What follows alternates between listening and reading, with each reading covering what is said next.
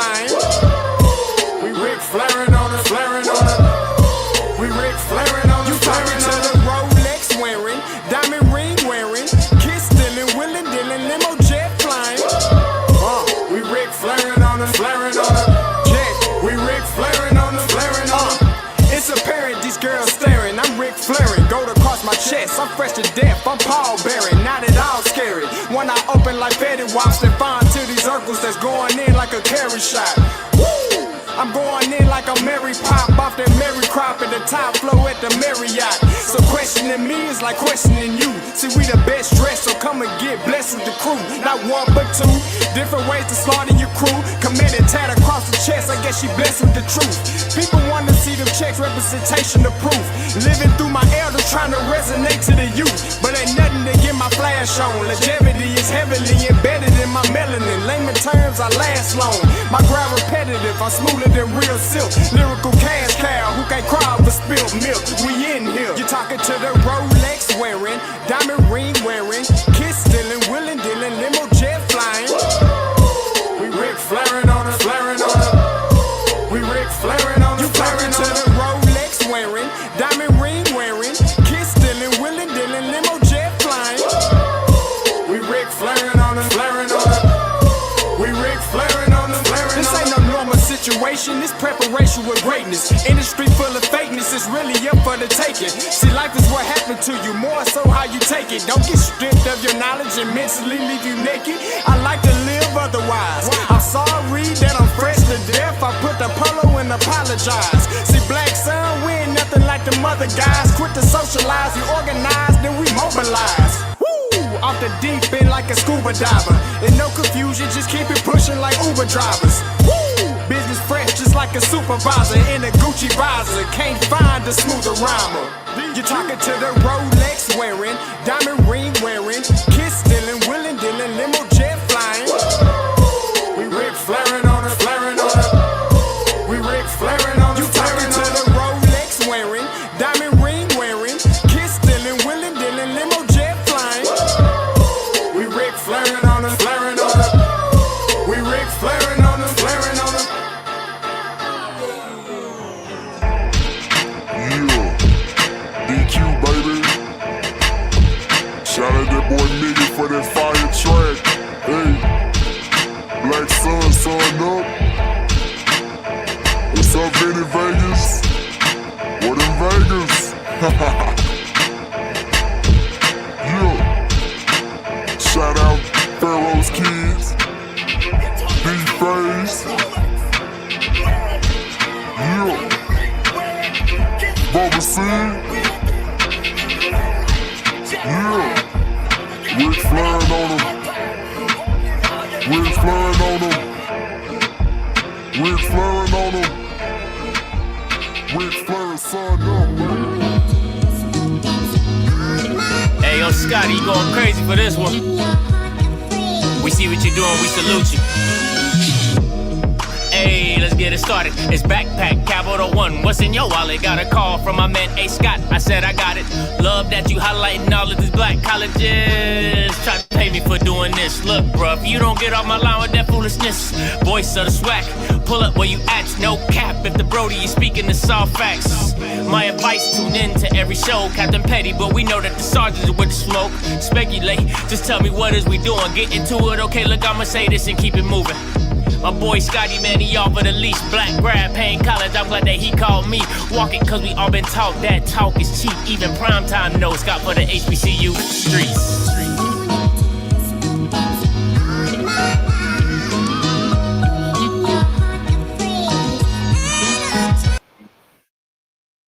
What is going on, everybody? You already know what it is. Happy Hump Day!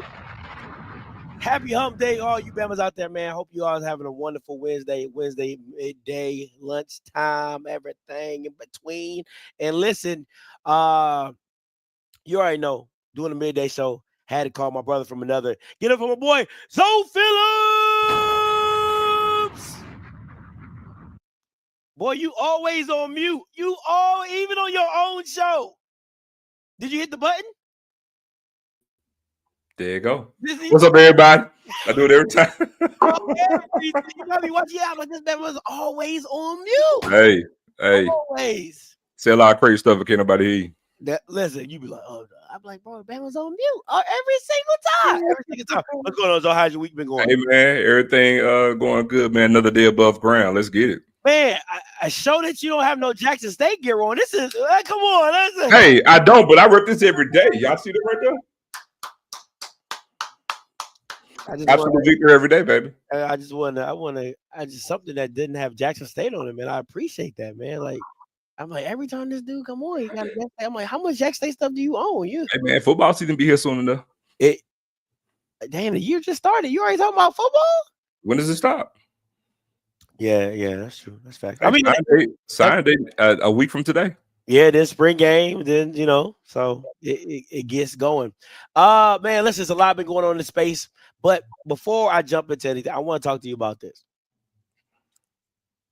Has HBCU media, has it improved? And what I mean by media is I'm talking about like social media presence, the creativity, the ingenuity, because listen, I don't know if y'all haven't seen it. Valley's homecoming video with the devil, that was different. That was different. I gotta give him a little kudos on that, little golf clap on that. It was better than Prairie Views. I'll say that. It was more entertaining than Prairie Views. But if I'm gonna find it if you haven't seen it. But overall, though, have the HBCU media, in your opinion, has it improved over the time? A resounding no. Resounding. To your point about Valley's video, could have been better, but I give them kudos because I'll say at least now they're in the game. And I can say that because to answer your question, so many others, as we're having this conversation, they aren't even in the game. That's fair. So, you get into so many others within the SWAC, right? Have you seen any content from Texas Southern? No. Pine Bluff. No. Alabama A&M has stepped it up a great deal, and kudos to them. FAMU is doing their thing. Jack State's doing their thing. I haven't seen much from Southern, or Grambling. But and again, it's to everybody, right? We talk about being in these spaces, but it's a resounding no, because again, we're not on the forefront, even within just social media by itself. Forget on television. We're just talking about even from having, every institution having their own media team and really having stuff out there, to the eyes and the ears of everybody on their cell phone that they can be reached and touched. Are they actually reaching out and putting their best foot forward to reach all their alums? No, they aren't. What kills me is this, though. What kills me is that when I'm watching the Valley video, I'm like, I appreciate it, but I think I'm like, man, why couldn't anybody else do this? I'm just like, the ones that don't usually do something, right? Like, Jackson does something, Fam does something. Grambling, I thought, did something real cool. I think a year ago where they went to the elementary school and they were drawing the team. Like, that was cool, right? Like, I just what I don't feel like it takes a lot. And I was watching the Golden Helm. Shout out G and everybody. And everybody out there. I was watching them, and they were crucial on their team, on their school, not doing anything, and the graphics not looking a certain type of way. And I'm like, how much effort and energy does it take to spice up a schedule drop? And why doesn't with again, I'm gonna keep saying this, with the new eyes and the new people that are coming to the SWAC or staying in the SWAC or the new excitement around the SWAC? Why aren't they making a diligent effort to do a SWAC schedule drop, a thing together, maybe a broadcast for anything just to add a spice to it? Because if you're partnered with Fox News, how hard is it for Fox News to go on your live stream channel and talk about the schedule drops? You get what I'm saying? Just like little things like that. I do, and I'll tell you, the conference has gotten better, right? The SWAC, and I'll get to the MEAC in a second because I actually want to touch on this. The SWAC has really gotten better from a social media standpoint, but watch how I reverse this. the conference is only as good as the sum of its parts. Facts. So now when you talk about each member institution, because again, if all of them are really putting it out there, then it strengthens the conference when they actually echo and do the same thing. They have to work in unison in that regard. And you've mentioned this in the past last year, but I'm going to bring it back up because it's still relevant at this moment. And that is the greatest resource of all these colleges are the students. And so when we talk about, you know, and we talk about social media, who makes better use of social media and content than your greatest resource, your students, young people, you know what I'm saying? So it's like, again, you know, Jack State has done it. I know FAMU has done it with regards to, man, putting stuff out there. I mean, who wants to be a part of this? You know, saying, hey, come be a part of the media team and getting those students. They live on their phones anyway. Use your greatest resource. There is no excuse. I hate whenever we talk about doing anything, the first thing that comes up is money. And honestly, it doesn't require a lot of money. I can show you tons of JUCOs where you have two people. You can look at East Mississippi, right? They have two people who run all their media. Yeah. And they're young guys, right? And if they can do it, it can be done at every school. So again, my thing is we just have to be intentional on the message and what we're trying to do in regards to the perception of the media department. And again, it doesn't take, you know, it takes some time, but again, use your greatest resource, use your students. And there are a ton of them. They're actually doing it for nothing anyway. That's true. They're absolutely not doing it for anything. If somebody can send me the link, because I see it on Facebook, but I don't have Facebook linked up to my my computer. If somebody can send it to my Instagram of the Valley video, I really want to show everybody because I know everybody hasn't seen it. But it's really for what it is. For what it is, you got to give Valley credit for how they did it and how they pulled it off, right? But again, I'll say this: Bethune-Cookman should be doing something like this. Like Alabama A&M has, and I say this all the time, Alabama A&M has really grabbed the bull by the horns. And if I was ranking social media, I would have to put them third behind FAMU and Jackson. Like FAMU would be number one, Jackson would be number two, and Alabama A&M would have to be a strong three. And just because of the continued effort and the story planning, thanks, Mike, and the story planning behind everything has been A1 when they did the Magic City Classic lead up, when they did the other Alabama State Classic lead up in the basketball game, when Maynard was there, they would do like mic'd up moments and, you know what I'm saying, like asking questions of the days. It has really, really, really been a great show to see how they've been producing. But I would prefer to see that from other entities. Here we go. Let me play this for you guys if you haven't seen it. Shout out to Mike for sending it to me.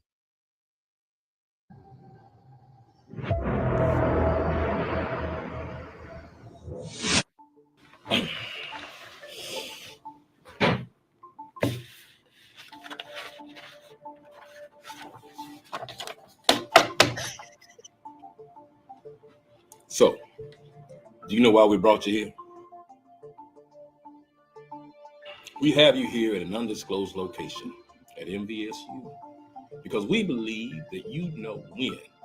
Can I stop it right there? What undisclosed location at MVS? Like, how you gonna be undisclosed, but then you gonna say at MVS? I was about to say, well, he can say, look, I was about to say he in hell, Scotty. They in hell. Hey, that was funny. All right, let's continue. Valley's homecoming will take place.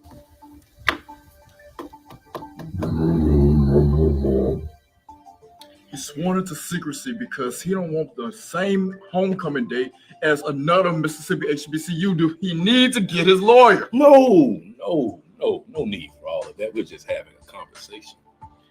Tell you what, let's back up a little bit. Ask a few questions. Tell me this, Pyro. Where are you from? Where you going? You asking a devil where he from? I'm sorry. I'm sorry. I'm sorry. I'm gonna let it play. Mississippi Valley State University. Mississippi Valley State, huh? Let me ask you this, Pyro. Who's the best mascot in the swag?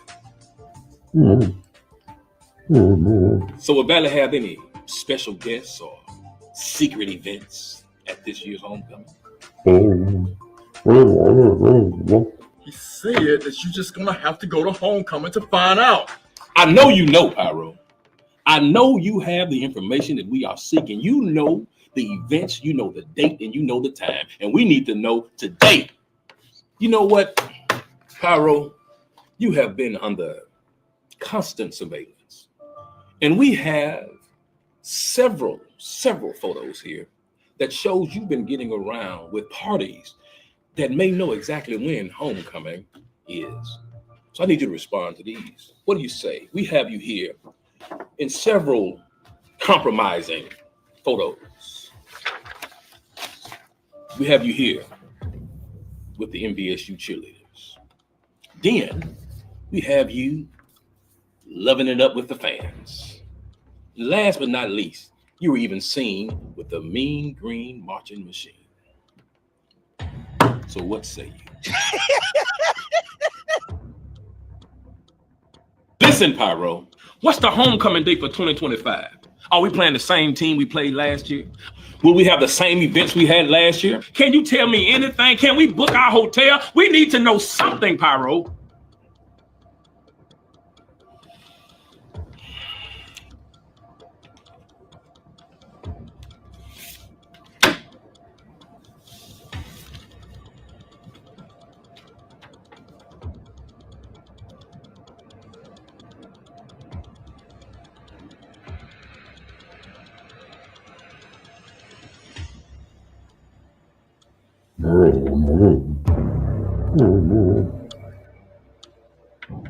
Can we go now? Hey, listen. Gotta give him kudos. Hey man, to look at Steve say the devil talking in tongues. Listen, somebody said, wasn't the Tubi production? That made me holler. Okay, that made me holler. But again, it starts somewhere. And I thought he was about to go Denzel. Like I thought he was about to go Denzel. But listen, these are to me, this is what you're trying to see. The ingenuity, the creativity. It was funny. It was entertaining. You know what I'm saying? It didn't seem like, again, I'm not a production major or movie major or whatever, but you know, it didn't seem like it took a lot. Probably did it in maybe an hour, 2 hours. You know what I'm saying? So it's not that hard to be creative on social media and pushing your program in the right direction. And I just think a lot of ADs and SIDs, they don't see the value in social media. Well, that would be insane. But I'll say this, and let me just go ahead and put this out there too. We aren't at the stage right now where we're actually, gauging to say whether something really was good or bad. The main thing is improved, and we're speaking to pretty much a lot of inactivity. And so the thing is, we need everybody to get into the game. I think once everybody's into the game and we got that established, at that point you can sit there and rate, and quantify, whose was better, or, oh, this production wasn't as great, or whatever the case may be. The fact is, Valley's in the game. Everybody in the SWAC is it. And when we think about other teams and all the schools and institutions being in the game, Valley is one of the ones that come up the first in your mind. You know what I'm saying? And the fact they're in the game, at least they're putting their best foot forward. They're attempting to. So many others have yet to do it. Notice so far we mentioned the SWAC. Man, that's not even guilt on the MEAC, because it's way worse in the MEAC. And then watch this. It's non-existent when you talk about CIAA and SIAC. I mean, but again, those are D2, but still no excuse, because like I said, we have JUCOs with great content out there. But when we talk about the MEAC and the SWAC, it's like, man, come on, we got to do a lot better than this, And I'm interested now because I do think, because over the past, I would say, Scotty, at least the past 4 to 5 years, we will see at least a good portion of the schools drop content with a schedule release, right? Yeah. This is just Valley dropping the video basically talking about homecoming. So if they're doing this, I expect to see something with regards to their schedule release. But and as yet to be seen, we'll see that as schools start to release more and more of their schedule starting by the end of all throughout the month of February. Southern released their schedule. There was, they dropped the, a graphic with it, but that's pretty much it. Alcorn dropped the graphic yesterday. Pretty much that was it. And it's like, man, we gotta have better engagement. You know, we want something, but we're not willing to do the work for it. Let me be fair. Southern would be 4 for me. It would be 4 would be Southern, 3 would be A&M, 2 would be Jackson, and 1 would be FAMU. And I don't know what that's going to look like going forward without Josh being at FAMU. I don't know if the same energy and excitement is going to stay with the FAMU program when it comes to social media, because Josh was known to go viral from the HBCU space. My thing is this: I would like to see everybody, and when I mean everybody, I mean the whole landscape of HBCU being able to drop social media stuff, and then we treat it like the Super Bowl. Zoe, who had the best commercial? Right, like who had the best schedule drop in? You know, maybe an award for the best schedule drop in, maybe an award for, you know, one of the best premieres or whatever. Right, you can make it entertaining and engaging. Why? Because HBCUs want to brag. That's all they ever want to do. I got this trophy. We the best at this. Our school the best at that. Right. So if you made it more engaging, and let me say this: South Carolina State is in the game. I don't care. They do. That you done seen more Chinnisberry speeches than anybody else. Don't act like you haven't seen no Chinnisberry speeches, right? So South Carolina State's in the game. But again, NCCU, you have a very charismatic coach with Trey Oliver. Why are we not seeing nothing from him? It's funny, man. Chinnisberry has great speeches, but at some point in time, that's going to lose its fervor, right? Yeah. Especially when you talk about in the offseason. You know, I can see going into August, get ready to go into media days. You got something out there, but you got to have some other stuff and variety to sustain you. And again, there's still one program out. That's one out of 6. You know what I'm saying? And again, you would think Howard, with Howard being what it is, social media content would be just insane, right? You know, also with A&T. Knowing that A&T is the largest HBCU in the country, you would think the content will be throughout the wazoo, Crazy. but yet it's nothing there. And so again, you know, kudos to the ones who are doing it. But again, we talk about, and I hate to say this, but you know, we talk about what Deion Sanders brought to the space, right? And what he brought to the HBCU landscape. And it's like you saw it. Someone can give you a template, man. Who's all looking and paying attention? And say, okay, let's do this. You know, kudos to FAMU, Jackson, and Alabama A&M. And Alabama A&M at one point in time wasn't doing anything, and man, they jumped in, you know, head first. And look at the content they're putting out now. You know what I'm saying? It's just we got to do a better product when we're talking about selling our product. You know, it's times are changing, Scott. It's not just TV. It's not just radio ads. It's not. Nobody even really reads the newspaper anymore.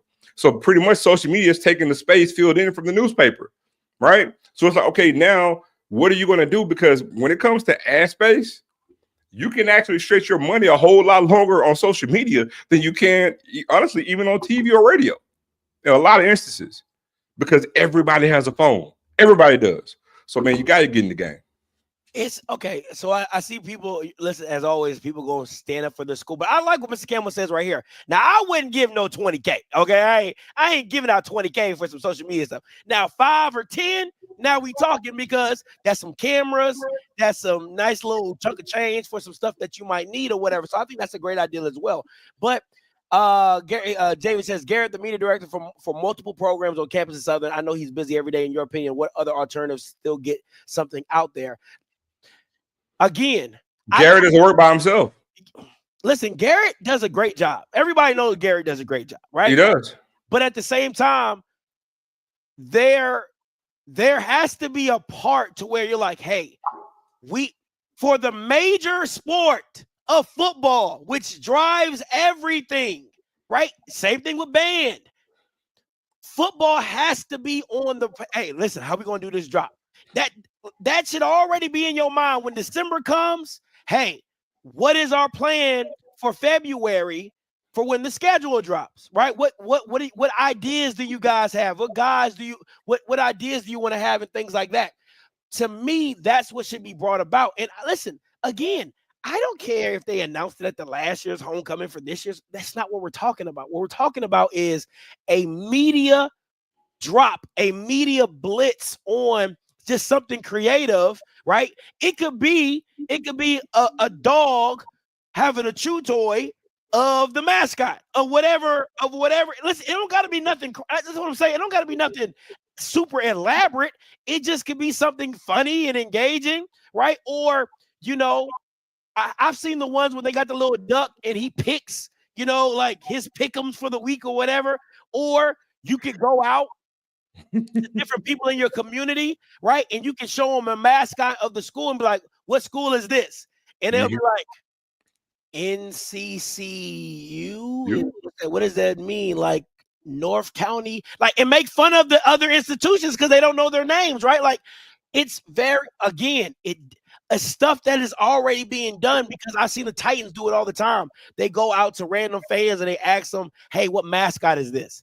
And then they'll be like, the Las Vegas Pirates. And then they'd be like, the Las Vegas Pirates. Like, it's funny. Like, that's all I'm saying. Like, there's ways to be creative and not have to break the bank or do a whole Tubi production, but just think outside the box of, hey, how can we be more innovative? How can we be more funny and things like that? That's all. Well, to add to that, like EA said, you know, what's proven to show it improved attendance. But I guess I know one thing that's proven to not raise attendance, do nothing. And that's pretty much what we've been doing. So again, even for the example that he used about dropping the schedule on Christmas Day, right? Yeah. You still can do that. That still doesn't mean that you can't put content out there to showcase the schedule coming up. It's not a, hey, we did this, so let's just leave it alone. Because again, I would say right now, what are you doing? And when we use this example in this whole realm of trying to get more eyes on our program, trying to generate buzz and do something to get, even guess what? Even by having this post, if that one post can bring you an extra 500 people, then it paid for itself. It did. It really has. So again, why do nothing? Because my thing is, you've been doing the status quo. I'm gonna use South Carolina State for example. You've been doing the same thing you've been doing by dropping the schedule on Christmas and doing this, and this is how we like it, right? And I'm not saying that you should change from that. Let me make myself clear. You can continue to still do that, right? That's a tradition. That's how you do it, right? But that don't mean that you can't implement something else to generate more buzz. Hey, put a visual out there. Go ahead. What would be dope is you have a black Santa Claus and he's passing out gifts to South Carolina State fans, and they're like, it's the date. You see the date, and then you'll see him open up maybe a University of South Carolina gift, and you're like, what? I didn't ask for this. And that'll be the first game of the season. Then you go to the next person and you give them another gift, and you give them another gift, and then the homecoming gift is like, you know, whatever. Like, it's multiple ways, right? Or you can go to people's houses or have, like, you know, stockings of the game dates, right? And then every stocking you pull it out. It's so many. If it's a Christmas thing, keep it Christmassy. Keep it Christmassy. You know what I'm saying? Have somebody come, like, make fun of different Christmas movies, right? Like, maybe have somebody do a thing in an elf and have somebody come down with the pig from Christmas Story, right? Like the Red Rifle. It's so many different things that you can do to keep the theme going. If that's y'all's thing, just make it more creative. That's all we're saying. And to add to that point, like he just made a comment, right? Said, now this is the first time we got the schedule this early. That's why fans were so excited. But here's the thing. Fans are excited. That excitement, that buzz that you have, that's not going to sustain you until August. Yeah. So you see what I'm saying? Yeah. So like, even if you put that out there on Christmas Day, which is cool, and I get the buzz is there, but what can you do to stoke the fire to keep that buzz there? Drop some content. Oh, hey, don't forget the schedule. Come out with a visual aid of that. And then get to Scotty's point. Now you can do that for Christmas, or you could just, hey, like Valley did. We're gonna announce the homecoming game on this day, but we haven't released the schedule yet. Yeah, that's then you can tease the schedule out later on. And then guess what? I have a visual with that before we actually go to the website now. Then the schedule's out there for release for everybody. Just doing something else to create buzz is not a one-trick pony into this. You can do content every day, and you should be doing content every single day. And you can have a countdown to the schedule, right? Yeah. Like, you can have like a 24-hour, the 24-hour boop, boop, boop, right, until the schedule comes. So again, all I'm saying at the end of the day is that we can be more creative to how we're dropping. Oh, that would be so good. That would be amazing. I really like that, right? I remember a couple years ago, Jack State did the Street Fighter themed schedule release. You know what I'm saying? And they went through, like, you selected a player and just had the game selected. You know how when you pick the fighter, it goes to the location to fight for the game. Like, Jack, it was dope. See, but again, you can do different stuff. The world is your oyster. Like, you got to put content out there every day. Yeah, it's just something. Again, it's just something to get people excited. And again, like you said, we can do 3 or 4 years from now. You're like, man, Joe, you remember that one time when they put out that schedule release and they did this? That Jake was dumb. Like, you know what I'm saying? Like, you can have the Hall of Fame of releases and all, because it makes more content for everybody, right? Because then then you got all the podcasts and all the YouTubers talking about their school's schedule drop and how great the visual was or how bad it was, right? So that's all I'm saying. It's just, at the end of the day, it can be more creative and we can do more things with it. That's all. And look, one other point too, because I don't want to get too lost in the weeds. We're talking about schedule releases, right? But the question remains: has HBCU media, improved? And that's just one aspect of it. We're still, in my opinion, you should have other entities out there that represent media from all these institutions. We should have more. We're talking about social media content, but even just news outlets, you know what I'm saying? Even cable representation, there should be more stuff where the schools themselves could actually put out content, not just social media content, but whether it's because I've always felt, and I'll get to this about, I really wish the SWAC would actually invest in itself, or the MEAC invest in themselves and get their own studio, and again, that's another form of media that they can actually put out there. When you talk about, it's just, instead of just having games streamed on YouTube, actually have their own studio. They actually produce their own games. So now you can have, that's a real SWAC TV, a real SWAC network, with their own cameras, their own setup and situation. So you can have the game of the week, whatever, on SWAC TV. Then you can also have something going out with HBCU Go. You can also have something going out, because right now, when you think of HBCU media, is local news stations.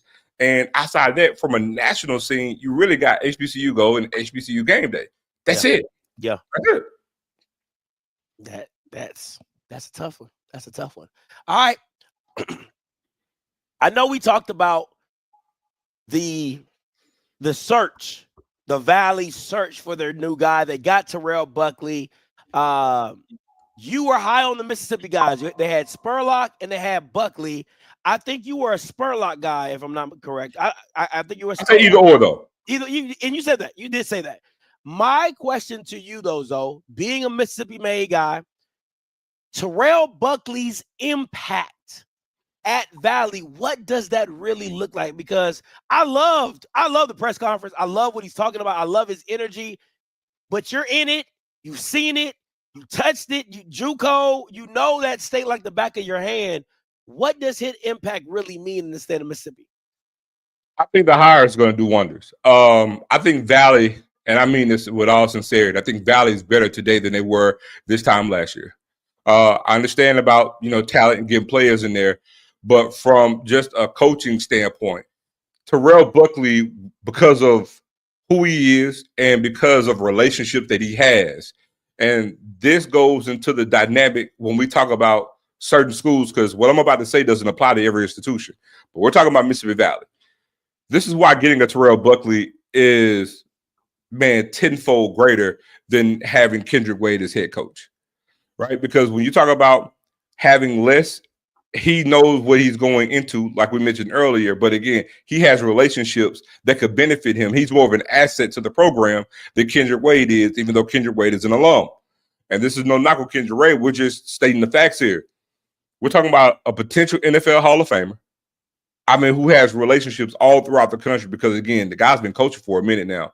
But he is a Super Bowl winning player from Pascagoula, which is a talent-rich town, talent-rich area, and I can actually get into the, the programs around there. People in Mississippi who can hear my voice know what I'm talking about when we talk about Moss Point, Gaucher, Pascagoula, Biloxi, Gulfport, D'Iberville, Ocean Springs. Like, it's tons of talent there. But, man, when you sit there and you look at what it could hold for Valley. Now, again, the same pitfall awaits him, but I think he can close up the gap in certain aspects, right? When you talk about what his coaching staff is going to look like. And that's going to be, like all coaching hires, he's not excluded, it's going to be the telltale sign. But when it comes to other things like, day-to-day things, Valley could benefit with him being the head coach more so than Kendrick Wade or any other regular, HBCU hire, go up through the HBCU ranks coach would get, right? Because again, Comegy coached at Valley, didn't have success. You look at Kendrick Wade, who coached at, who's familiar with the area, who coached at Delta State. And now he's going on to Memphis, right? Yeah. But again, he was a young, inexperienced coach. And T. Buck he's only been a head coach in the XFL for 1 year in his infancy. But again, he's coached at Ole Miss, coached at Mississippi State, coached at Louisville, coached at Florida State. And so he has relationships. And I'm really interested to see who the other coaches are going to be, because again, that's going to be the telltale sign. He's recruited the state before. And again, he's Terrell Buckley. So the one thing I expect, and I know, because let me give you a little backstory and I'll pass it back to you. I can tell you, go look at who he recruited at DB when he was at Mississippi State. Go look at who he recruited at DB at Ole Miss, right? He recruited some guys in the NFL, a few of them. I forget my guy's name. He turned out not to have a good career with Washington. He just got traded from Grenada. I forgot the kid's name at Mississippi State. He was a dog. Jonathan Banks. Jonathan Banks, another DB, just got traded from the Commanders. Got drafted in the first round. He got him. Forgot the kid. It's another kid from Mississippi, played at Louisville at DB, got drafted to the league. So he's been doing it. And again, these same players came from the state. He has those relationships. So he's going to recruit some guys. The main Solomon Forbes. There you go. So the main thing is what he's going to do and what Valley alums are going to do. Now, I have my own slight opinion about that, because they're going to have to extend themselves in ways that they probably haven't in the past if they really, really want to win. I know we get into the budget, but you can match some things within that budget, right? And Valley, unlike some other schools in the SWAC, Valley, if I'm Valley, every non-conference game I got, I'm going to play a money game. Because if I've been losing the way that Valley's been losing, I can make my losing worthwhile. So if I'm Valley, all 4 of my non-conference games are Power 5 games, because I'm gonna do it with a plan. Yeah. 2 games alone is gonna give me a covered practice field. You see what I'm saying? Yeah. I'm gonna use the other 2 to still fund the athletic department like it's been doing. But I'm gonna lose in mine. That's what Valley's gonna have to do. If they do that, and he mentioned that he's gonna play those games, right? And listen, Valley's been losing anyway. I mean, they're not expecting to go undefeated or really be in contention in year 1. So those first 2 years, all 4 non-conference games, I'm playing Power 5 opponents. Don't care if I get my head bashed in. I'm coming to kick some tail in conference. And again, because if they can get the facilities in tow, if they can do a handful of things and get the full allotment of scholarships, man, I think he could turn the tide and actually do something in Valley. I'm not sitting there saying Valley's going to come up in here and just win the SWAC. But man, we say, oh man, Valley's gonna be tough, and they'll win 3 games, and like that's a coupon. No, I'm talking about really logistically being competitive within the conference. I'm talking about a 7-win team, a possible 8-win team, 6-win team. I believe he's the coach that can actually turn the tide to do it. I like his optimism. I like your optimism. I really do, and I don't. I wouldn't go power. I would go like ULM. You know what I'm saying? Like I would do 1 Power 4, and then I would come down to them G5s, give me about 350, 275, 300. You know what I'm saying? Because you talking about them Power 4s, you're getting paid about 5, 6, 7,000, but you taking a real beating. You know what I'm saying? You taking a real beating. So I'll give me 1 Power, 1 G5, and then maybe a high-level FCS game, kind of to work me into my schedule and work me into my conference. The one thing I want to see is recruiting talent, because the one thing nobody can ever say Dancy did not have, Dancy had talent. He had all SWAC players. He had all SWAC defenders, the D linemen. He had Caleb Johnson. He had the D lineman, the DN. He had some good safeties, had some great linebackers. He had talent on the team, and they were a very tough out. That's all I want to see from Valley. And you saw that with Kendrick Wade at the FAMU game, but the other games didn't have that vibe. right? They felt recreational. I need Valley to be a tough out.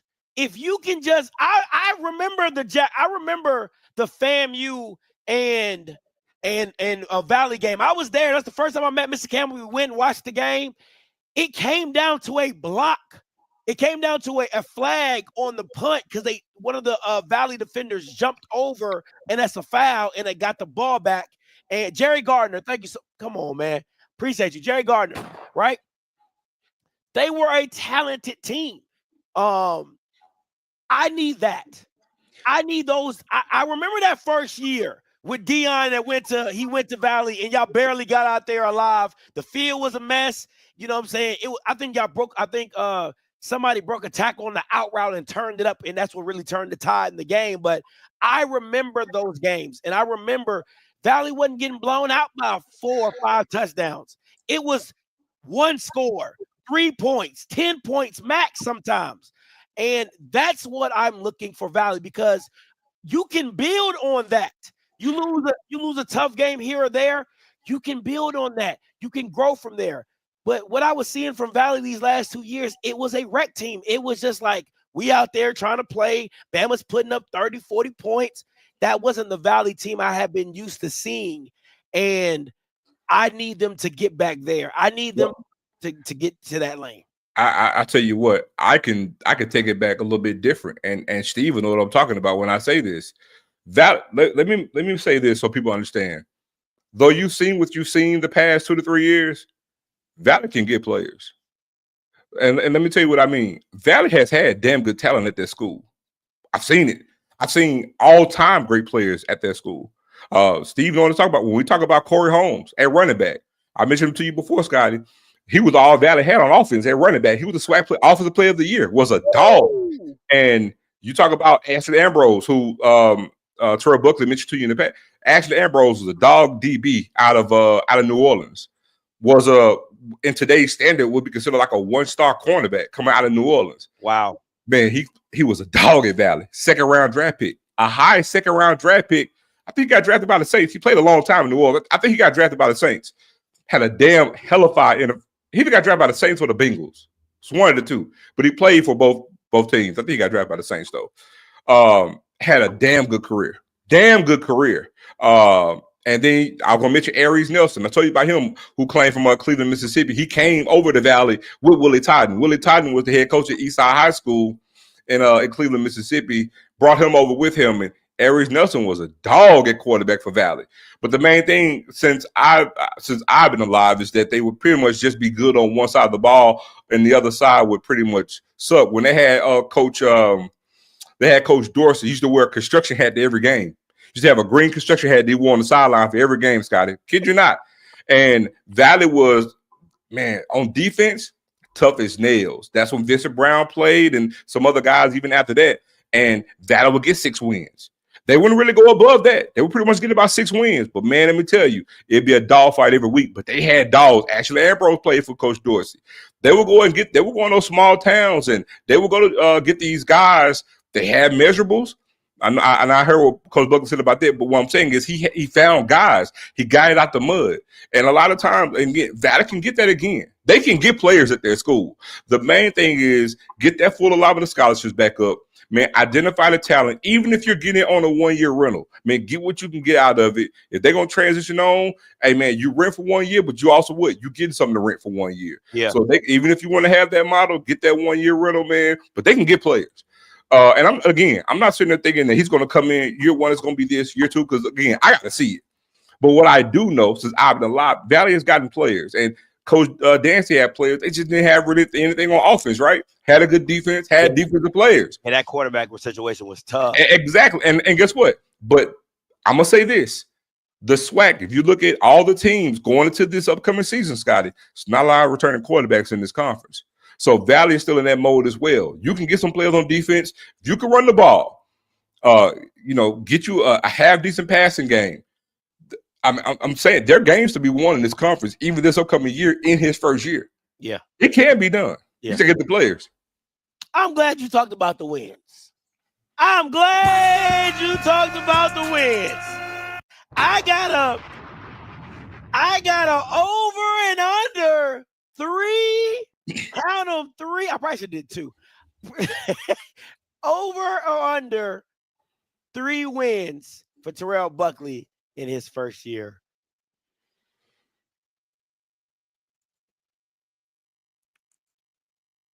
I'm gonna go over. Oh!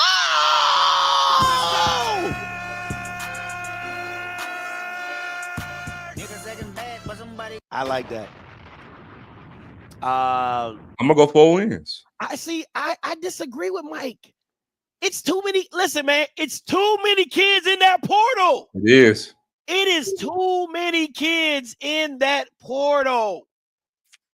I got him with 4 wins. You know what? I should have really. I'm on this. I think they got 3 in them, and that's why I said, "Damn, I should have went 2 because I would have said over." I think they got 3 wins in them. I really do. And this is the thing that he said, but from what I've heard from coaches, he talked about teaching, right? Like, hey, Scotty, I want to teach. I want to do this. I want to make sure they understand. But when I talk to a lot of coaches, they said the time that you think you have, you really don't have. That's facts. You know what I'm saying? So it's just like you know, the kids got school, and then they got, from what the coach, he's like, Scott, you got to deal with schools and girls and this. It's always something. It's just always something.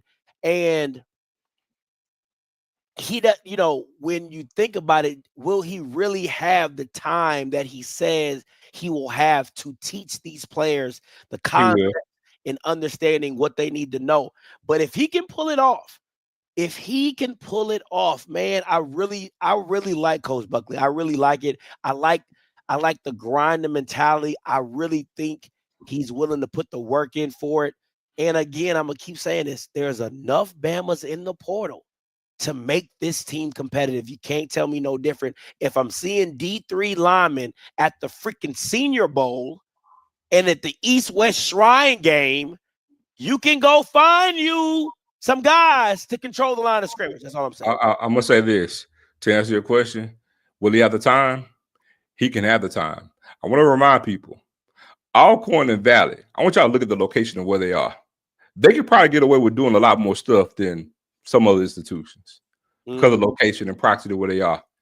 You can do things in Valley that you can't do in Jackson. You can do things in Alcorn that you can't do in Southern. Just keep it a buck. So, he'll be there. Practice rules are practice rules, but man, look, I've seen things with my own 2 eyes when I was younger that'll make your head spin. They had 2 a days. You had school having 3 a days. You know what I'm saying? So there's things that can be done. He's going to have the time. And again, all these coaches are competitors, but man, I'm telling you, from what I can picture him bringing in, because I do know, and I have the expectation that he's going to bring in two named guys with him on this staff, especially when it comes to offense, because again, they may not have announced the staff, but Scotty, he ain't recruiting by himself. I know this firsthand. And guess what? They've gotten 3 3-star guys from signing day since then to commit to them. 3. Wow. So he's not recruiting by himself. We just don't know what it is. So to your point, we really won't know until the end of May, and then you'll still have some guys sprinkled in that's going to come through during the summer. That could be a game changer or 2. But again, when this roster starts to take shape, and we're going to see some things here on signing day next week, man, I'm going to pay attention to what they're doing. There you go. I'm going to pay attention to what they're doing, because man, if they get any type of good trigger guy, that's the good start. It's a wrap. I would say it's a wrap. It's a great starting point, right? Because again, protecting and being able to have a gunslinger in the back is good. It's great. And I keep saying it. What happens in this day and age, and what I think Buckley's able to do, is he's able to go get the guy like a David Wright at Clark Atlanta to come to a Valley. Why? I'm undersized. I'm not saying he's getting David Wright, but be very mindful of what I'm saying. Mm-hmm. He can go find an undersized QB that he feels can get the job done and is a dog, because nobody has any expectations at Valley anyway, right? So it's like I'm not losing anything if I go get the 5'11" kid who had 4,000, 5,000 yards passing in his senior year, and nobody wanted to recruit him because he's 5'11". And one other thing too about that portal. The portal is nothing more than a waiver wire, if you guys are familiar with that. So when you're getting that waiver wire, you can't get off the wire unless somebody come grab you. That's pretty much the portal is. So you can get in the portal. I saw EA say, you know, you got some guys that'll stay in the portal instead of coming to an HBCU. Those odds are very minimal now. You know why? Because the number is growing by the boatload. It's growing astronomically fast, and it's almost like football purgatory. So you don't have any guarantees to get out. You can get in, but you don't have any guarantees to get out. Seriously. Yeah. Because look, there's only two ways you can get that portal. Somebody has to come get you, or you're going to have to build on yourself and say, I'll just pay my way. Yeah. Yeah. I'm telling you. Or go JUCO. Or go JUCO. Or go JUCO. So, and guess what? And you only got 1 year to actually sit in that portal and not play. You really diminish the odds if you get picked up by sitting out a full season. Let's be honest. But how many guys sit out 2 full years, Scotty, without playing and think they're going to play somewhere else? That's tough. So that's what you got to take account for. So yeah, you might get that 1 year where you sit in that portal and not playing, but I guarantee you after that first year, oh man, please, you going anywhere, JUCO, or I'm going because you can't. You can't. There, you don't have any data since the portal's been open. There is no data to show someone being in that portal for 2 full seasons and going to play somewhere else on any level. On any level. He said, I'll take anything. Sorry, D. I'm just hungry. Okay, I'm hungry. I want to play. That's fair. That is fair. And every year, new high schooler graduates and they come into the portal and their names are buzzing as well. So, yeah, it's definitely all there. Now, listen, big time news has come out that your beloved school institution is headed down to Vegas. Now, I'm gonna be honest. This don't make no sense to me. It now monetarily, if okay, cool. Word on the street is they getting $750 each. That's cool. So they don't care who come. You know what I'm saying? They like, hey, I'm getting paid. I'm doing my job. But to have this game in Vegas, it does not make any sense. It don't make no sense to me. It just don't make no sense to me. But, you know, hey, for what you hear, Zoe, what you got? Look, I'm in the minority. I love it. I love it. I love it. Now, granted, and I only love it for one reason. It's a 12-game season this year. It's an 11-game season, then now I'd be like, nah, because it's another home game we could actually have. But being this is we played at Grambling last season, this will be a return game on a home-and-home slate for a non-conference game. But being that we still have 3 other non-conference games we possibly have at home, then I'm cool with it. Supposedly payout will be good at that figure, right? But I also see the potential for it from a recruiting standpoint. As you know, with the Hunter Battle, the band's headed out west. The Boom just actually played the Rose Bowl parade out west. It opens up a gate that's trying to recruit more West Coast kids. So you go into Vegas, and I can assure you that weekend heading to Vegas, I would definitely see some Jack State coaches out on the road because, mind you, we have 2 coaches from California on our staff, and Grambling has a ton of kids at that school from California.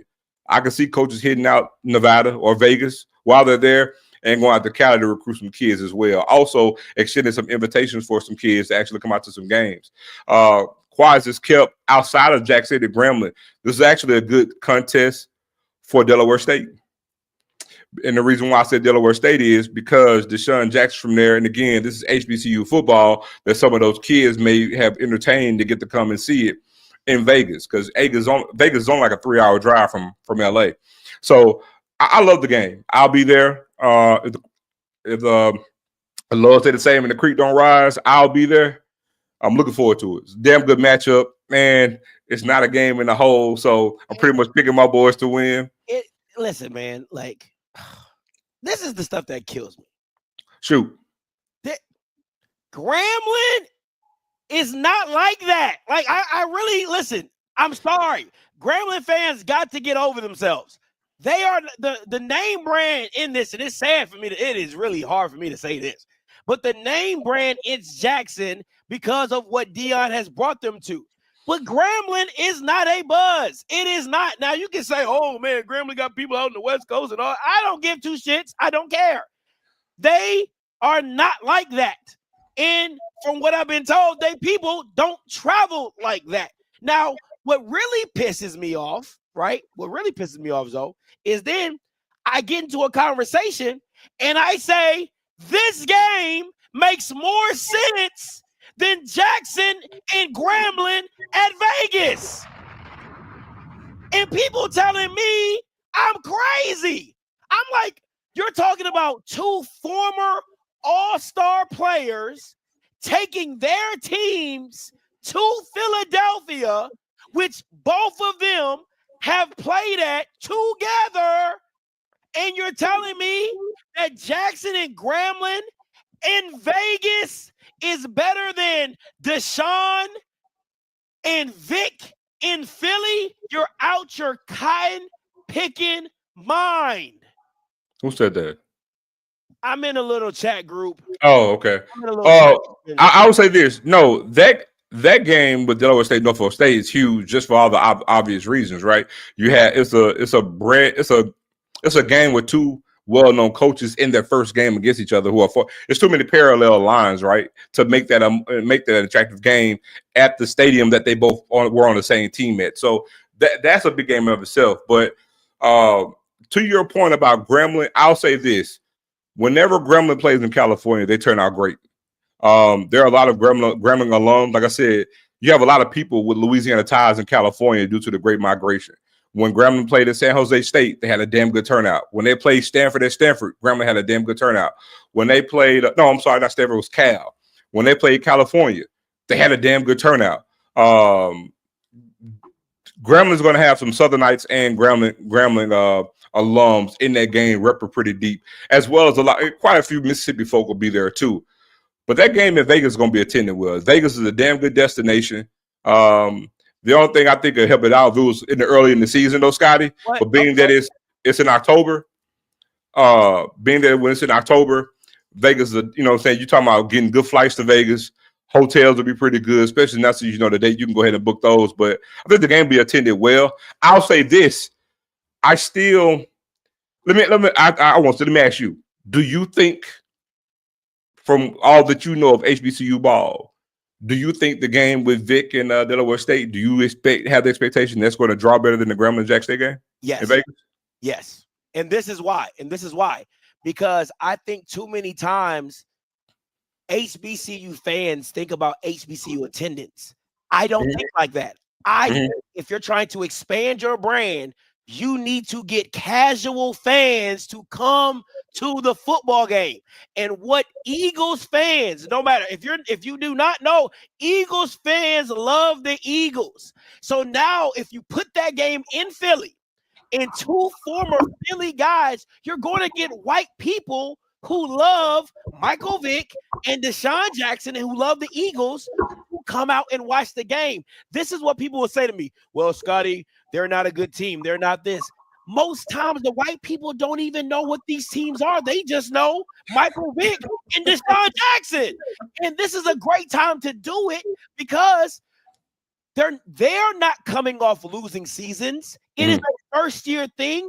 It doesn't matter if they're 0-5 or it's still a first-time thing, and you want the first-time thing to be something and promote it. And if you have a reunion with other former Eagles players at the game, you're just going to make it that much more bigger. So to me, it's the I'll give you if this game was at Vegas, like Delaware State Norfolk game was at Vegas, I'd be like, I don't really know. I think Jackson can pull it off.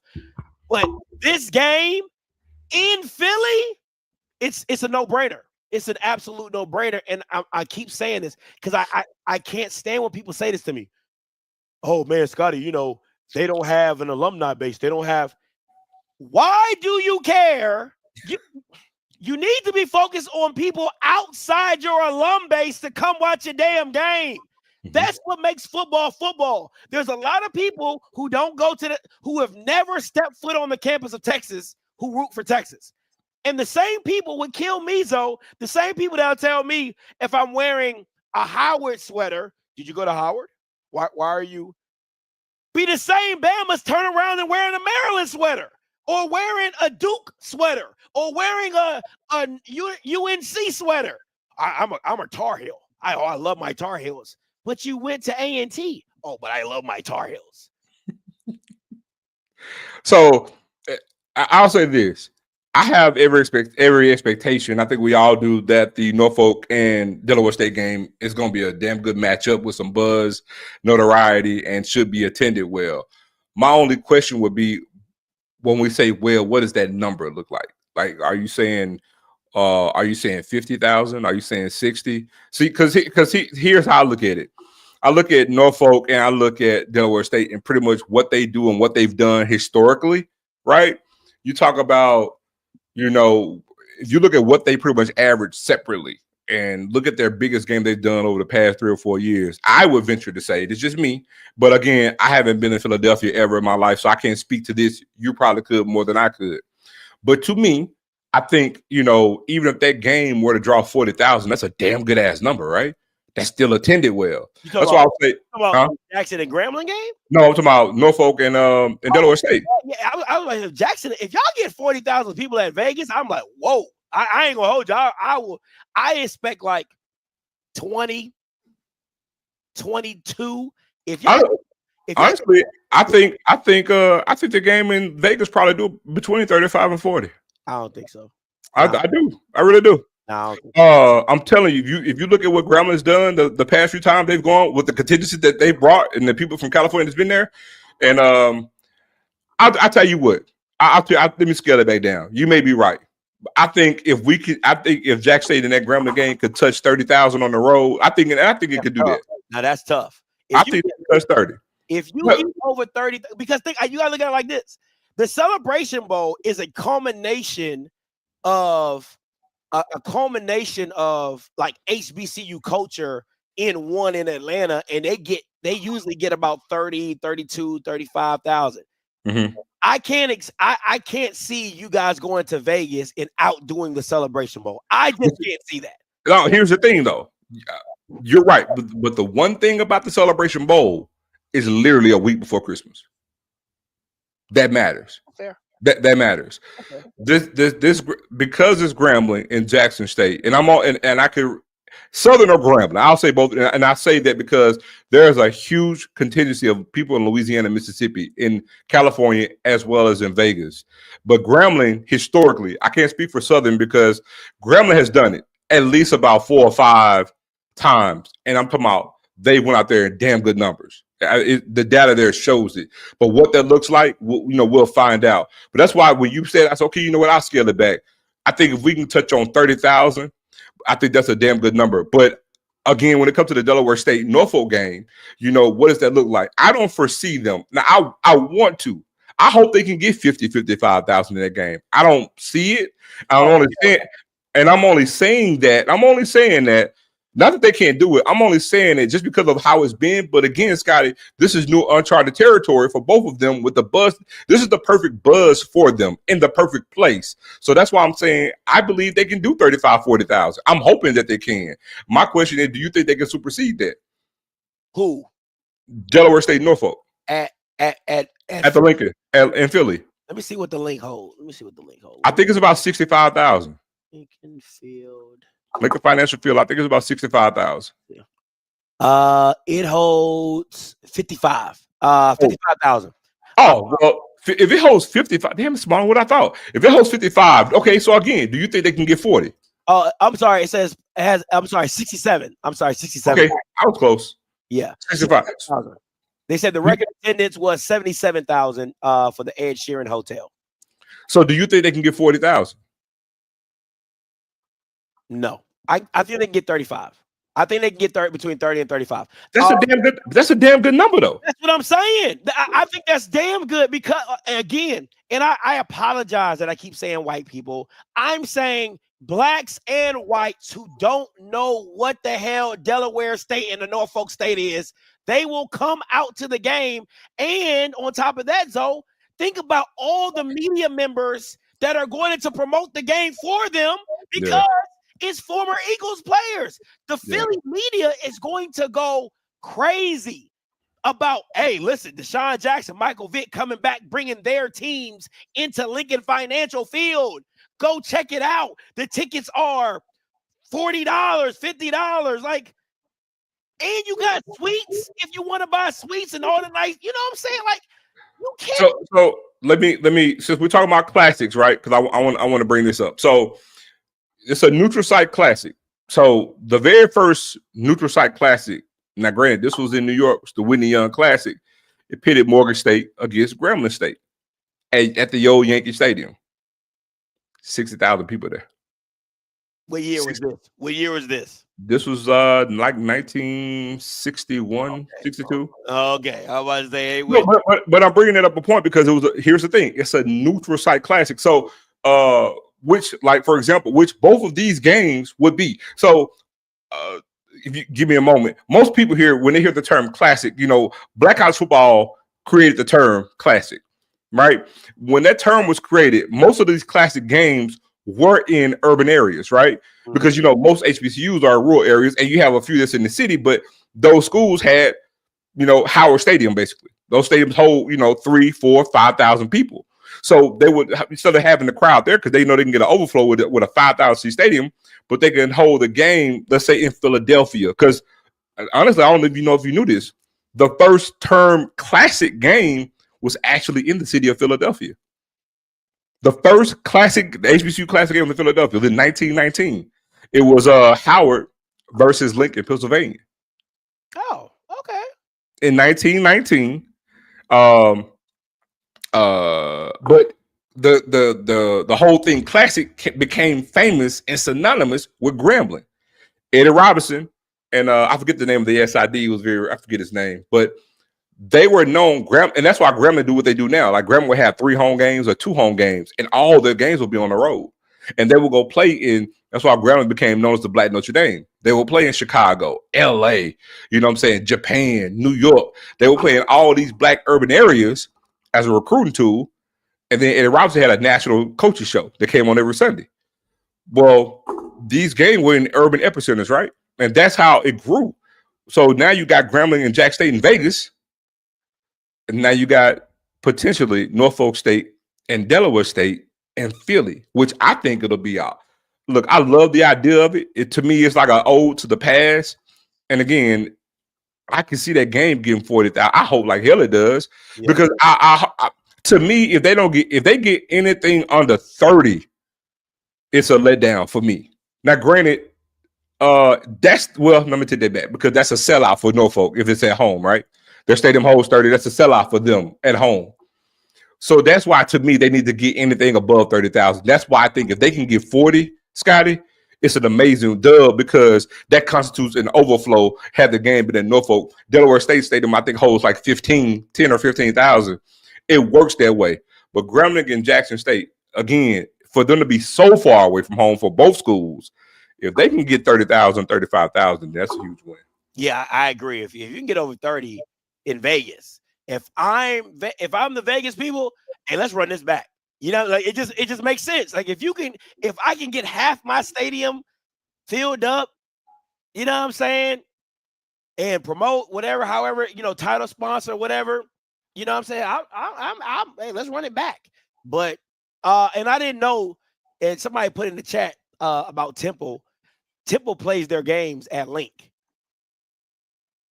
So they sure do. Temple plays their games at Link, so a lot of their schedule is already, you know what I'm saying? Like, I don't have the dates, but there's a stretch of time that is just like Link. I'm like, damn, they ain't got that's fine. That means nothing. Listen, at the vet in Jackson, we used to have triple headers on Saturday. Triple headers? Yeah. In the 90s, we had triple headers. So the vet, if you didn't know, the vet was always known to have double headers. But on occasionally on some Saturday, I think it happened like 2 or 3 times. We had a triple header, but notoriously the vet was known for having double headers. Scotty, you could actually pay one ticket, and you could go, for example, Scotty, go watch Ole Miss versus Alabama or Ole Miss versus LSU in the morning, and then go watch Jack City Grambling that night. I'm looking. They said they attendance. Let me see. Trying to see what this attendance is for you. They average about 25,000. To Temple? Yeah. They had East versus Temple, East Carolina. It was attendance of 33,000 in North Carolina. Temple, UTSA versus Temple was in 2024 was 20,000. UConn versus Temple was 28,000. So yeah, so they in the 20s. So those double headers in the vet, man, the last one was like 1992 or 93. The last time they did it, and they would have like Ole Miss will only have like 2 home games in Oxford, and the rest of the home games be in Jackson. Same thing with Mississippi State and Southern Miss. So they average about 13,000. Yeah, they average 13,000. Wow. Yeah, 13,000 fans. 5-year average has been 22,000. In 2023 was 13. Yeah, so yeah, 13,000. So I'll go take Edwin. You're absolutely right, but here's the thing: that's on grass fields. That rule constitutes on grass fields. Number one, and then number two, you can easily get around that if they have a Monday night game.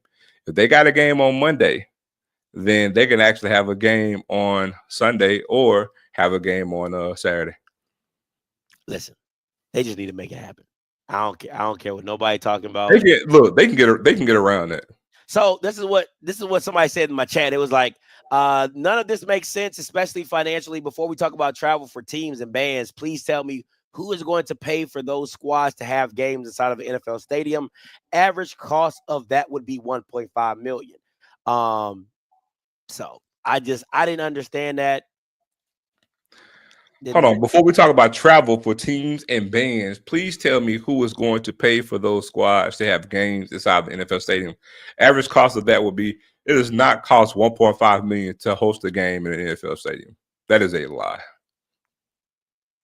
It does not cost millions of dollars to host a game in the NFL. So in the NFL stadium, I'm sorry. I don't know who or where they got that number from, but that's cap. And listen. Maybe I'm just too much of a naive person. I think Jeffrey Lurie would give his former players a discount. No, that's the GM. Jeffrey Lurie is the GM. He's the owner. He's the owner. Jeffrey Lurie's Howard Roseman is the GM. Okay. But here's the thing. PSA, public service announcement. Hey, people. It's on. Hey, people. We've played in NFL stadiums before. We likely do it all the time. It's not the first time. Not the first time. Southern and Grambling do it every year. They play in the Saints Superdome. The Saints happen to play there. I mean, I don't know where people get this stuff from. I don't know where they get these numbers. And it's almost like when we think of anything that's possible change or growth, we throw up obstacles as opposed to nobody ever throws up reasoning or rationale as to why it could happen or come up with ideas to make it fruitful to be a possibility. We want to throw these imaginary roadblocks up. It costs $1.5 million to play the game. How's it going to happen? Hey, man. Hey, Scotty, watch this. OBC. Where is it at? Miami. Okay, who plays there? Hard Rock. Dolphins. I'm just saying. And Bayou Classic is the goddamn NFL Superdome every year. I mean, y'all got to debate this, man. Y'all got to stop this. Y'all got to stop this. Hey, listen. I didn't think about this, and I don't know how I did not think about this. They definitely dropped the ball. If I was the OBC, I would do everything in my power. Bump Howard. We trying to get Vic down in Miami. Vic in Miami? Yeah, they dropped the ball. EA, you right on that one. They dropped the ball on that one. Bump Howard. Hey, it's all good. They could pick the ball up if they get Norfolk and Jack State in Celebration Bowl. They can pick the ball back up. Come on, Norfolk, do the thing. Get to Atlanta, man. BJ and shoot up in there. Michael Vick go to the Celebration Bowl, whatever. It's gonna be bananas. But again, but Zoe, this is my point. You're going to get a casual fan who's a what? A Vic fan who come out to Atlanta. So tell me why. See, this is how I know y'all niggas don't be listening. Tell me why they wouldn't do that for Philly fans. Tell me why black Philly fans won't come out to go see Vic and Deshaun Jackson again. They would. They would. Okay. Oh. And you can actually start the buzz next Wednesday. Because when you start to see some of this talent, because Deshaun's getting some good guys out of LA. You get some of this good talent on signing day, you can create some type of buzz, and then guess what? Social media content, HBCU media, as the season go on, putting all this content out there, creating buzz, because again, you actually add to the storyline of the season. You're the author and the generator of the buzz. So that's why HBCU media comes into play too. You know, so again, when you talk about a possible, I'm gonna say it, Norfolk State and Jack State the Celebration Bowl, imagine what that look like. That's gonna be bananas. Bananas. We'll see.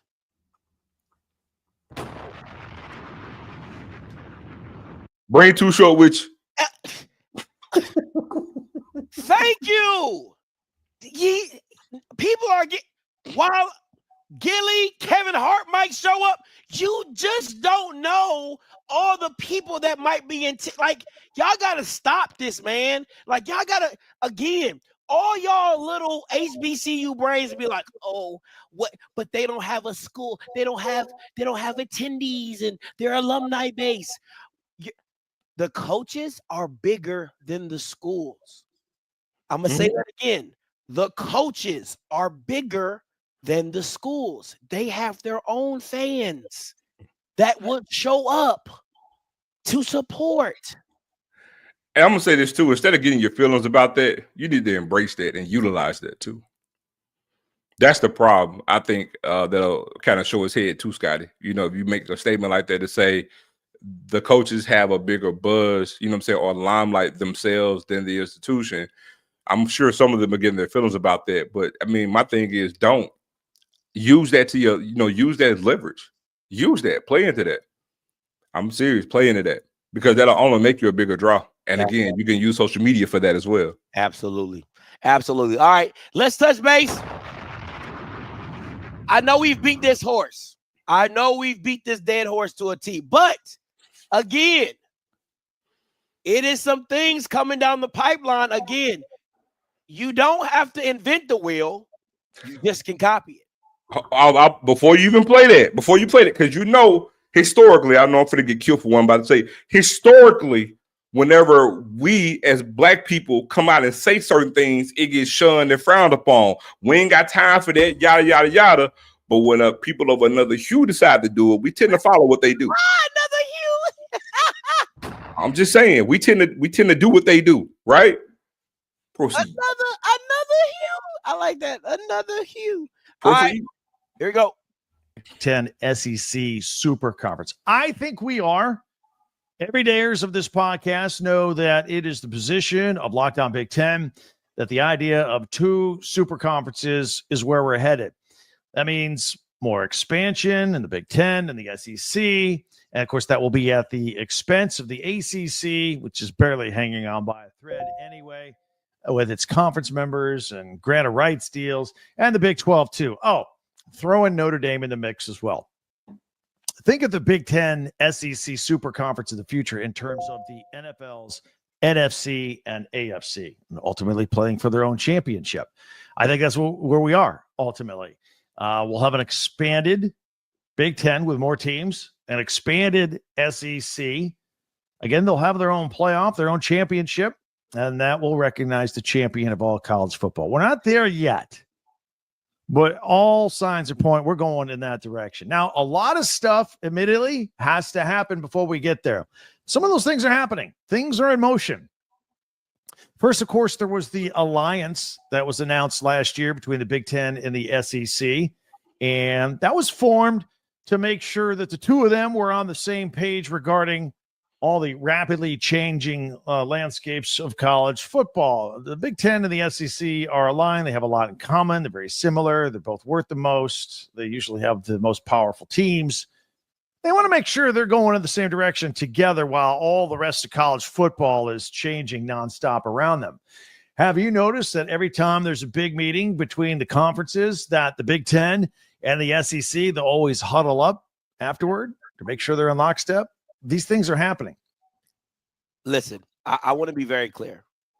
If I played this video and I didn't, and I told you to replace the Big Ten and the SEC with SWAC and the MEAC, you're literally talking about the same. He could literally be talking about the same exact programs, because the only difference is the MEAC and SWAC act like they're in an alliance, but they don't move together like they're in an alliance. Exactly. But everybody knows they brothers, right? They from different moms, but everybody know they brothers. But they don't move together as brothers, right? And again, I see what JB is talking about. Oh, that's different. Listen, you're already doing it right now anyway. You've already separated yourself from FCS football, and you don't want to be a part of the playoffs. So you might as well make the best of your brands together, and then you can build your own playoff within your Celebration Bowl. You can literally be the best version of what you are right now. The best version of what you are right now. It's simply all that we're saying. You can do the very thing, that's why I always say, if I can give you the very thing that you're doing now, but make it better, why wouldn't you want that? If you could do the very thing that you're doing now in the same construct as the way you're doing it now, but make more money, why wouldn't you do that? Why would you be in opposition to that? And then if you were, give me the opposition. Because I always say, give me your options, I give you your choices, right? Mm-hmm. So what other alternatives do you have? Because again, my thing is, and we talk about having an HBCU FBS conference, right? I've always said, and I stood on my soapbox years ago and I made this comment, and people were like, oh, you're crazy. But I don't look so crazy now. I said verbatim, the SWAC is an FBS conference in wolf's clothing. I said that. It's an FBS conference in clothing, as it is right now. Our goals and what we play for and what we do is FBS rated already as it is. We just have 22 less scholarships and we don't have the money, right? That's it. That's the only difference. We play to win our conference championship and to go to a bowl game. The only conference, the SWAC and the MEAC, are the only conference in the FCS that does that. All these other major players in the FCS, they're leaving the FCS. They're not concerned about the playoff. And now, Scotty, I will say, why would you, if your main goal is to win a national championship, why would you leave and actually move to FBS knowing that you won't have a Sam Hill shot at hell of going to play for a championship? You're just going to go to a bowl game. That's all you're looking to go to is a bowl game. And because you're going to be excluded from playing for a championship. So why would you even now still move up to be an FBS school? Why? Because of money. That's it. That's it. So again, the SWAC and the MEAC right now, when they get to fall camp, their goals. You heard T. Buck said the other day at his press conference, we got two goals: win the SWAC, win the Celebration Bowl. If you're at Southern Miss right now, Charles Hope just got a brand new deal, multi-million-dollar deal. Brand new coach just won the Sun Belt last year. Moved to go to another Sun Belt school. That sounds very SWAC-ish, by the way, don't you think? Don't it? Left Marshall to go to Southern Miss in the same damn conference after he just won the conference championship. And what is he going to tell this team when they start mat drills next week? Win a conference, go to a bowl game. So what are we arguing for? So if I tell you, merge the SWAC and the MEAC as an FBS conference, you get the best of both worlds. Because now you can play all these attractive games every year, and you still can now have more money on your money games, and now some of these games against the Sun Belt are more winnable. Now these games against the MAC are more winnable. Now the games against Conference USA are more winnable. Because watch this, Scotty. I always want to say this too. People fail to realize, y'all do know the SWAC and the MEAC is D1, right? We're only separated in football. Y'all do know that, right? We're in the same alliance with them in every sport. Basketball, bowling, soccer, whatever you can think of. We're in alliance with them. There's only a demarcation in football. So you can remove the demarcation if you go ahead and make an FBS HBCU conference.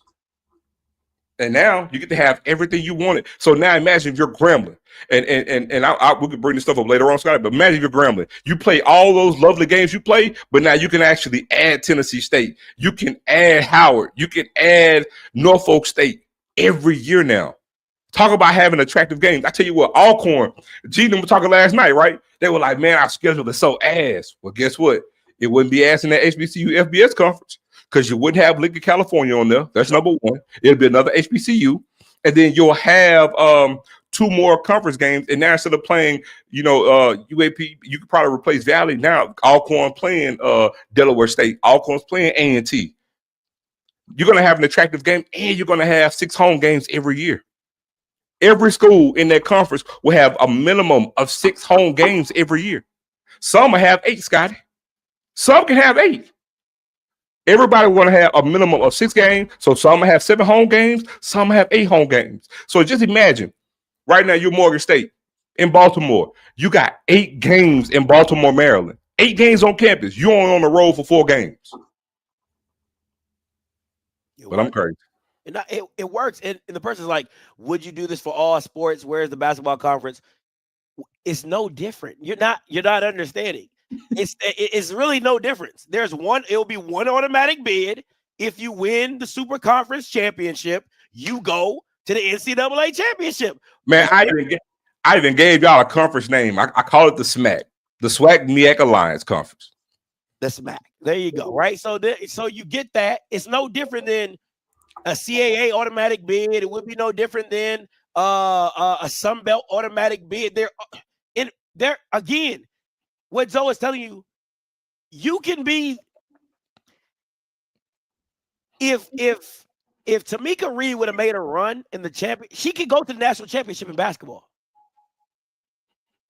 That's what we're saying. There's no other entity that there are different levels outside of football. Look. About 6 years ago, Scotty, Jackson State baseball team beat the number 1 team in the country in the postseason play.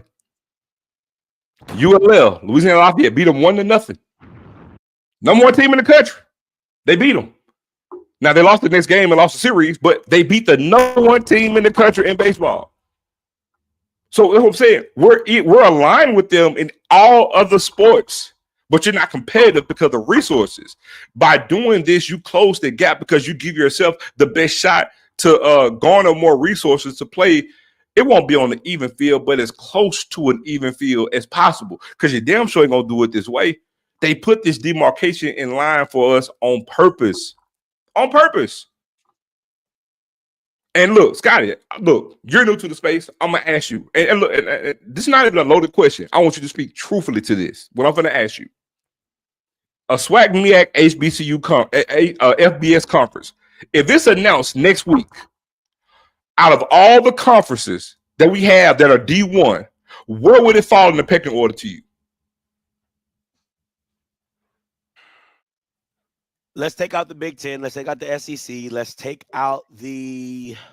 I'm not talking about the play on the field. I'm just saying in prestige and everything else. I got you. I'm going through the. I'm trying to go through the Power Fives. I'm taking the Big Ten out, SEC out, ACC out. Their football's really not that good to me, but okay. ACC's out. Pac-12 is out. 1, 2, 3, 4. You're right behind. I mean, not the Pac-12, Big 12. I'm sorry, Big 12. You'll be in front of the Pac-12. I tell you that. I mean, goddamn, you'll be in front of the Pac-12. G5 wise, I don't think there's a G5 program outside of where Boise State is at that's really rocking with y'all. The only thing I will say this: the Sun Belt Conference is a damn good football league. Okay, right? Damn good football league. But I'm not even getting to the product on the field. Outside the field, when we talk about prestige, pomp and circumstance, buzz, attendance, all that, I put it just below the Sun Belt. To me, it's better than Conference USA. It's better than the MAC. It's definitely better than Conference USA. It's definitely better than the MAC. You see what I'm saying? So I put it there. I put it just below the Mountain West and the Sun Belt. Literally. So what I'm saying is, by merging, you're already leapfrog 2 other conferences. So by merging, you're already better than what you are right now. That's the thing by having an alliance and having an aligned goal and working in unison with a plan. If they merge, come together, that conference already supersedes the MAC and Conference USA off the rip. Now, you got to do it on the field, and then you possibly got the potential to equal the Sun Belt, to equal them, but you got to do that on the field. Yeah. You still got to do the other 2 on the field, but just off the rip, you already leapfrog Conference USA in the MAC. That's facts. Just from the eyes on the TV, Scotty, the attendance, the buzz, the pomp and circumstance, the pageantry, you had that going into your first year. Point blank, period. This is not my opinion. This is fact. This is fact. So again, if you got the SEC and people say, "Oh, that's the SEC," we're not saying that you're going to equate them. We're saying you see they're having these type of conversations. We need to be having these kind of conversations too. Again, see, this is how I know y'all can't be married, because y'all don't hear very well, right? Like you're not listening, right? You're not going into another conference. You're merging together 2 HBCU conferences to make your own conference. Trap set player, are you count?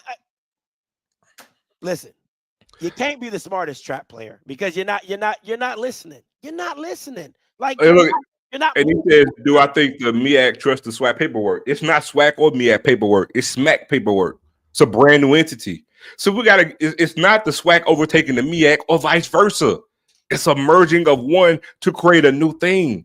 Look, my girl. Look, let me tell you something, man. Mika says this all the time in relation to she and I. Right? We have this thing we always say: trying the old thing a new way. Trying the old thing a new way. Mm-hmm. That's all you're doing in this. You're trying an old thing a new way, and you got to get out of yourself. You got to get out of your own way. You got to think different because, again, Scotty, this college football landscape is changing by the day. How many things that we talked about? There's no more APR. Players can get paid. Roster limits, they've changed. All this influx of change is benefiting the Power Four. Excuse me. And the group of five is getting left behind. What do you think is going to hold for the FCS? Even worse. I'm trying to tell you. You got to do something. You can't stand pat and be reactionary and do nothing. We can actually be offensive for the first time in our lives as a conference to have some ingenuity to do something different. And again, watch this. If you try it and it doesn't fail and it doesn't work, you fail, you come right back to doing what you're doing. Well, won't cost you a dime, penny, or nickel. But this is the thing, though. Again, I know a lot of people are saying, Scotty, I know a lot of people in the comments are like, oh, the move to FBS. You listen, there is enough.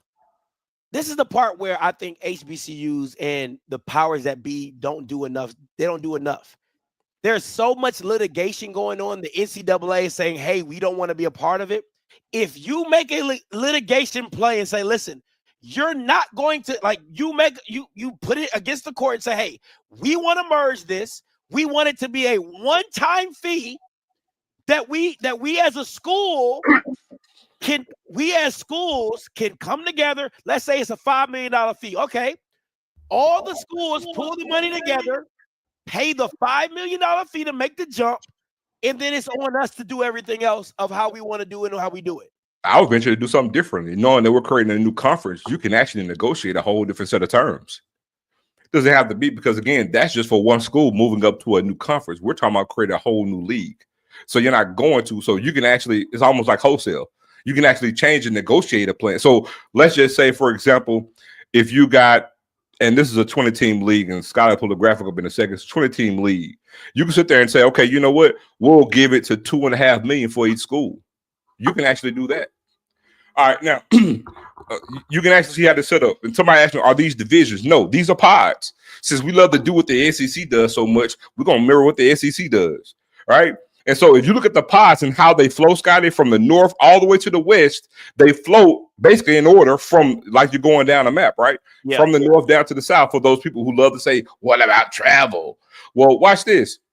If you see, it's a non-conference game slate, and what we're going to do is you're going to mirror the North Pod and the East Pod together. So what I mean by that is everybody in the North Pod, you're going to play everybody in the North Pod every year, but you'll also play 2 permanent opponents from the East Pod every year, right? So that's 6 games. I'm sorry, that's 7 games right there.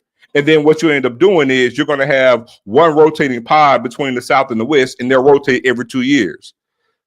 And it's simple. So, and if you look at this for the people who say talk about travel, so basically in the North Pod, you got Delaware State, Morgan State, Howard, Norfolk State, and Hampton, right? So if you're Delaware State, you're going to play Morgan State, Howard, Norfolk State, Hampton every year. And let's just say, for example, Hampton plays South Carolina State and Bethune-Cookman every year. Well, guess what? Is that different for them now? They've been doing this since they've been in the MEAC. Facts. So what's different? So for all the people who say, oh, what about travel? The only difference is you're going to add, let's say, Tennessee State and Southern. Well, guess what? That's only 1 extra road game. So how's the travel killing you? And then you're going to alternate it for the next year. So the South Pod, you know, if you have Tennessee State this year, you would do a home and away, and then they fall off. It's simple. Mm-hmm. And then the way you do the conference championship is the way it needs to be done. You'll guarantee the best 2 teams because the best 2 records in the conference go to the championship game. It's simple. It's simple. Some people are going to say, it's too many teams. How so? So if you're at Jackson State, watch this. You're playing Alcorn, Alabama State, Alabama A&M, Tennessee State, and let's say for Jack State, your permanents will be Southern and let's just say Texas Southern. You're doing that now anyway. And then now you'll add Norfolk State and North Carolina A&T for 2 years. The A&T and Norfolk State will roll off. You'll pick up Howard and FAMU. What's different? Nothing's changed for your core fans, your core alums. You're still getting the same schedule that you get pretty much every year now as it is. You're just adding, basically, if you're a MEAC conference, you're pretty much just adding 2 SWAC teams every year. So basically, every year you're going to have a SWAC MEAC challenge. It's just a conference game now. Yeah. And now you get 4 non-conference games every year. What's the problem? I love it. And then what I really love about it is the cross matchups. When they hit, they going to really hit because you haven't played this team in a while. You know what I'm saying? Like, it's been rotating. So you're like, it might be 3 or 4 years where, Jackson might play Southern. So it's like, oh, man, you're going to feel the energy for that game because you're like, yo, we haven't played these jokers and we might not play them again for another 3 or 4 years. So we got to win this game before they brag again, right? No different than Alabama. It could be a Prairie View and Jackson State game or a Tennessee State and a FAMU game, right? Like those games, when they hit, they're going to really, really hit. It says, what about turning some of these classic games into playoff games leading to the Celebration Bowl? I'm not a fan of that. And again, adding more teams, you get the conference championship, you can still do a playoff system towards the Celebration Bowl. So what does the Celebration Bowl look like? Well, maybe it's the top 4 teams, right? 1 team from each pod. They play each other. The top team from each pod goes into a 4-team playoff. Then whoever has the higher seed, they play each other. And then they meet up in the Celebration Bowl, right? That 4-team pod is a home game for the better whoever. And then you go forward. Or it can be a 16 playoff. It can be an 18 playoff. Like whatever you want to make it, however you want to make it happen, it can happen. And if you, I don't know if you got it. You got the tip schedule? Yeah, I'll pull it up for you real quick. Let me. Just so they can actually see an example of a template schedule. Because again, it's like, oh, what about travel? Nothing's changing. You're still traveling the same manner in which you're traveling right now. People, they hear SWAC or they hear MEAC. It's like, oh my God, we're traveling like FAMU. FAMU ain't going to Texas a whole lot since they've been in the SWAC. Nope. It's ways to get around there with regards to scheduling.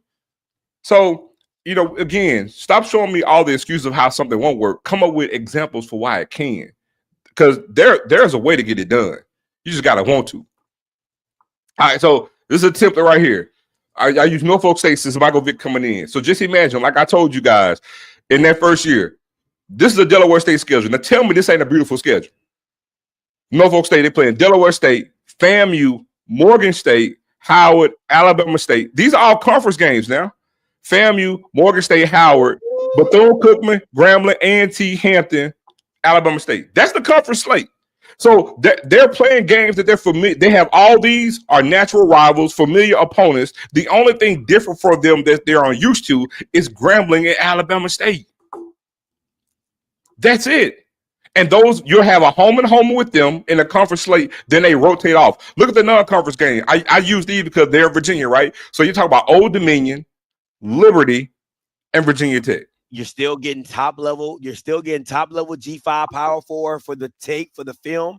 I mean, and you're not seeing no D2. You're not seeing no Virginia Unions and Lynchburgs and all that. You ain't seeing that. Now, watch this. Now, where's the crazy travel at? Because this is the same conference slate. The only difference is you're going to look. You got Grambling, Bethune-Cookman, and Alabama State, but not all of those are on the road. So where's the crazy travel? Yeah. Now here's Jackson State, because I wanted to use one MEAC. I want to use one SWAC. Here's Jackson State, Alabama State, Texas Southern, Tennessee State, Southern, Alabama A&M, South Carolina State, Howard, Grambling, and Alcorn. This is all similar to Jackson State as it is now. We played everybody on this schedule in conference play except Howard and Tennessee State this year.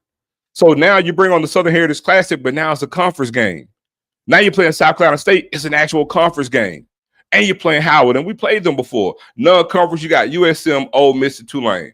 And if it's too much Mississippi, you can replace Ole Miss and shit. You can put Georgia Southern for all I care. What I love about this, though, is there's no need for playing HBCUs as out of conference games. Like, I love that, because every week somebody's coming for your head. No Diddy, right? So it's like you're getting the best of the best. The lower level teams aren't really in effect, right? These are all really good, really great fringe great teams, and it can always be your year every other year. I listen, if you want to talk about some scheduling that really matters, this is what it looks like, right? Because okay, Texas Southern and Alcorn might have, let's say Texas Southern and Grambling have an off year, right? So though you might say those are guaranteed wins, but South Carolina State ain't won. A&M, Alabama State, Tennessee State, Southern, like, I like it. Even though, again, you still have to affect coaching and all this type of stuff, and it all has to come into play, recruiting and all that, but it's a damn good schedule, and there's no easy dubs of just like, oh, give me Virginia Lynchburg and give me Lincoln University and all that dumb stuff. And here's the thing, too. In this conference construct, everything that you know of and love about HBCU ball is at its height in this conference. The bands, you know, you have all the best bands because it's a merging of those two. You have some good bands in D2, but all in all, we think of Black College, the Black College experience is truly within this conference. All the major HBCU classics are in this conference. They're all conference games now. So you're talking about neutral site conference games, like you have the world's largest outdoor cocktail party, you know, Florida and Georgia, like all the Red River Shootout, Texas, Oklahoma. Now that's in the SEC now. You see what I'm saying? Yeah. These are conference games. So now the Aggie Eagle Classic, which is in the MEAC, now it's all under one umbrella. It's in one conference. So Bayou Classic, Magic City Classic, OBC, Boombox Classic, State Fair Classic, Southern Heritage Classic, Carolina Classic, the Battle of the Real HU. It's all under one umbrella. So when you think of Black College ball, the only thing that comes to mind is this conference. The bands, the pageantry, everything with the divine, everything is all starts and originates within this conference. And then we talk about the football, the aspect of it. Like I said, look at this schedule. Look at the travel now. There's no change in diaspora when you talk about going to great lengths to have these marquee matchups. And then, like I said, now you can have, you know, saying these great non-conference matchups, and now it's more even keel. You know what I'm saying? It's more even level playing field, I should say, to you having some success to possibly get a win. Yeah, are Jack State expected to be Ole Miss in this game? Probably not. But damn it, if they got the resources and they start to get some players and shit, maybe you can pull an upset. And see, now look at the remnant, Scotty, if you do. Because now when you think of HBCU ball, it's only one thing in one league. And now all those kids who were saying, I just want to play FBS ball, You get the best of both worlds now in the HBCU league over here in the SMAC. You're right. The best of both worlds in the SMAC. I love it. I love it. And again, as long as I'm gonna say this, and I'm gonna keep saying it, as long as you tell me there gotta be a rule in this conference. You cannot have a D2 matchup. You just can't, because, and I get that old Turkey Day Classic and all that. I get all that Winston-Salem State. That's out. Nope. Can't do it. Nope. Can't do it. Gotta be G5. It gotta be either G5 or Power 4 competition. Now here's the thing. Well, there's a way around that, because see, the thing is they can still have the Turkey Day Classic. See, it's a way around it. They can have the Turkey Day Classic, just can't play Tuskegee. But guess what? They've gone and not played them before. Yeah. The thing is, you know what? How about you got the Man City Classic right in the middle of the season, Alabama State and Alabama A&M. Now you can sit there and make an annual tradition. Now you can always have Alabama State to play Howard maybe for Turkey Day Classic. You can create new traditions within this conference, because once you create it, there's going to be some new things that's going to align, new games and new rivalries and things of that nature. You could have the Turkey Day Classic. It could be Alabama State versus Prairie View. I'm just saying, you could have, so once you start, look at Jack State FAMU, it's becoming that, right? Yeah. Same thing could happen with Alabama State. It could be a team that I'm not even saying, and that could become a nasty rivalry for the Turkey Day Classic.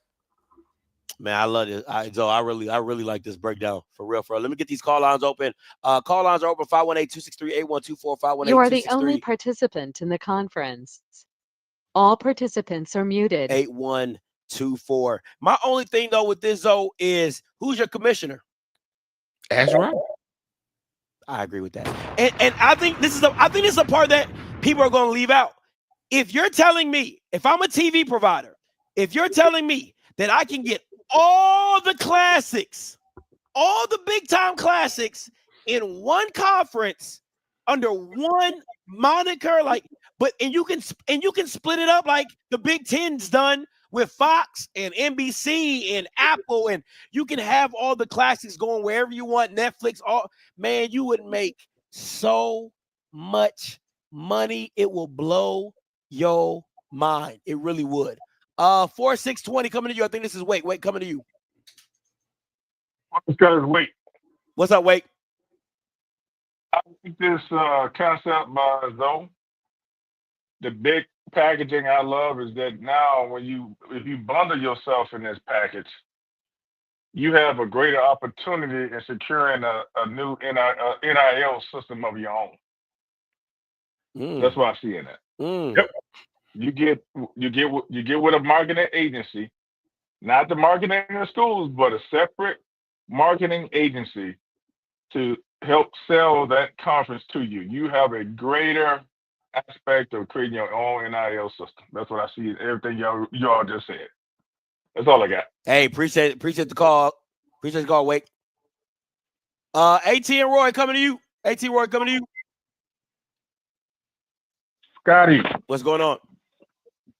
Hey man, I don't want to derail your conversation here, but I've been missing you and I've been trying to get to you, so I got 2 or 3 bones I need to pick with you. Is that okay? Okay, how about this? Let me take the caller behind you, and then I'm gonna come right back to you. All right. All right then. All right, got you. Uncle Willie coming to you. Hey, Scotty, thank you. And I'm gonna be sweet today. I'm not gonna curse.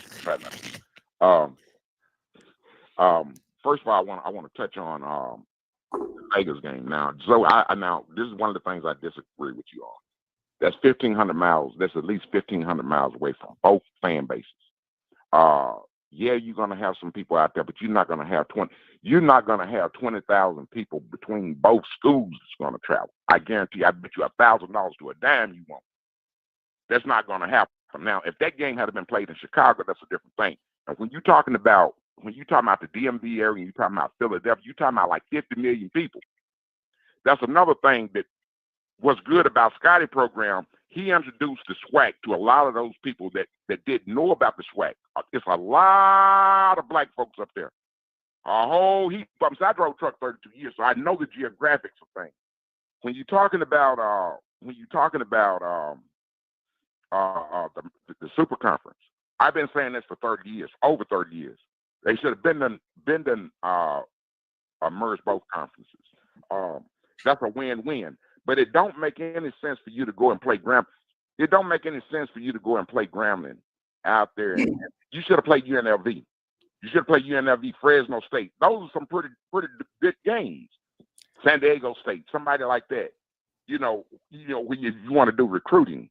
The last point that I wanted to make, this thing with USM. I wanted you to touch on USM. We played USM in 87? 88. Yeah, 88. Yeah, 88. And then we turned around and played. Both of those two games supposed to be a home and home. This is before the FCS and FBS for those fools in the comments.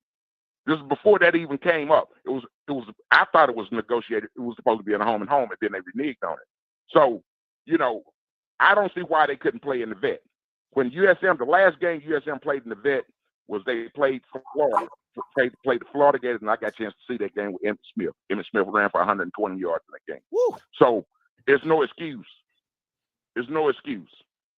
And I just want to hang up, and I just want to put those 2 cents out there and see what your comment is. I appreciate your call. Appreciate it, Uncle Willie. What you Hey, got? the first thing, the game in Vegas, I'm just going by me personally saying that I like it, but I understand it. It's a non-conference game, and to say, oh, we could have played UNLV, we couldn't have got paid what we're going to get paid against UNLV, like we're going to get paid at Grambling. The difference is you have to remember the game in Grambling, that's a promoter paying that game with sponsorships and things of that nature. When you play UNLV, that's the school paying you directly. And I can assure you, go look at the last time we played UNLV in Vegas and see what the payout was. Pretty much going to get like what we're getting similar to playing USM. So again, when it comes down to money and what they're going to get for the game, if they're going to get more money for playing Grambling in Vegas than UNLV, then it makes more sense to pay Grambling. Plus, that's a more likely game that you can win. And again, I'm promoting HBCU ball in another place that otherwise doesn't get that particular product. Because again, you get the whole pomp and circumstance of HBCU ball out on the West Coast, because that game is going to get advertised to not just people in Vegas, but California as well. So again, I get it. I understand that we may want to see that game locally at Grambling away instead of 1,500 miles. But look, count me in that number because I'll be there. Jack State's playing, I'm going to be there. And but look, I get it. For those who probably want to see the game closer, I understand that. I'm not going to argue against that. But if I'm playing in Vegas, why take less money to play UNLV when I can make more money playing a winnable game, being it's Grambling? And you could take Grambling off the slate. Forget this. It could be any other HBCU, right? It could be another opponent. It's just a non-conference game on the road or neutral site game. So I get it. I understand it. And also to the comment with regards to Southern Miss, no, whenever we negotiated that game, it was never a home and home. It was always just a one single game, a single money payout game, i.e. money game to play them. We lost to them, and Steve, it was 87. Steve said it was 87. We lost that game in 87. We should have won that game. Had 2 long touchdowns called back. Outside of that, we won the game. We beat the living shit out of Brett Favre that game, Scotty, too, by the way. I'm telling you, beat the snot out of Brett Favre that game. And but when we played them again, and look, I understand people will say, "Oh, well, Southern Miss need to come." Look, you can really find any FBS opponent going on the road to play an FCS opponent. And I'm gonna pay you. Get the hell out. It doesn't happen, because here's the thing: if we play USM in Jackson, then it's a money game for them. So why would that? It's not advantageous for us. So this is the way this works, guys, on non-conference games. This is why they're called money games. You have to overextend. It's like free agency. You have to overextend yourself to get somebody to come to you on the road to play a game at home, right? Outside of that, it's going to be a neutral site game. All right. So you got 2 choices. If we play Southern Miss at home, then it's a money game for them. They're an FBS opponent. So you think Jack State is in the business of paying $500,000 or more for USM to come to Jackson? They're not going to do that. They're not going to do that. So we'll play USM. We're the FCS school. We'll play them on the road. It's a damn good payout. $375,000, where it's 45 minutes away, Scotty. You can drive down there, ride your bus back the same day.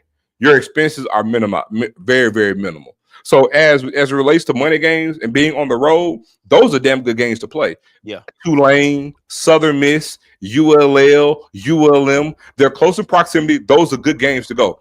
Now, if you have this HBCU FBS conference, now when Southern Miss wants us to play them, now we can do a home and home. Now they can come to the vet.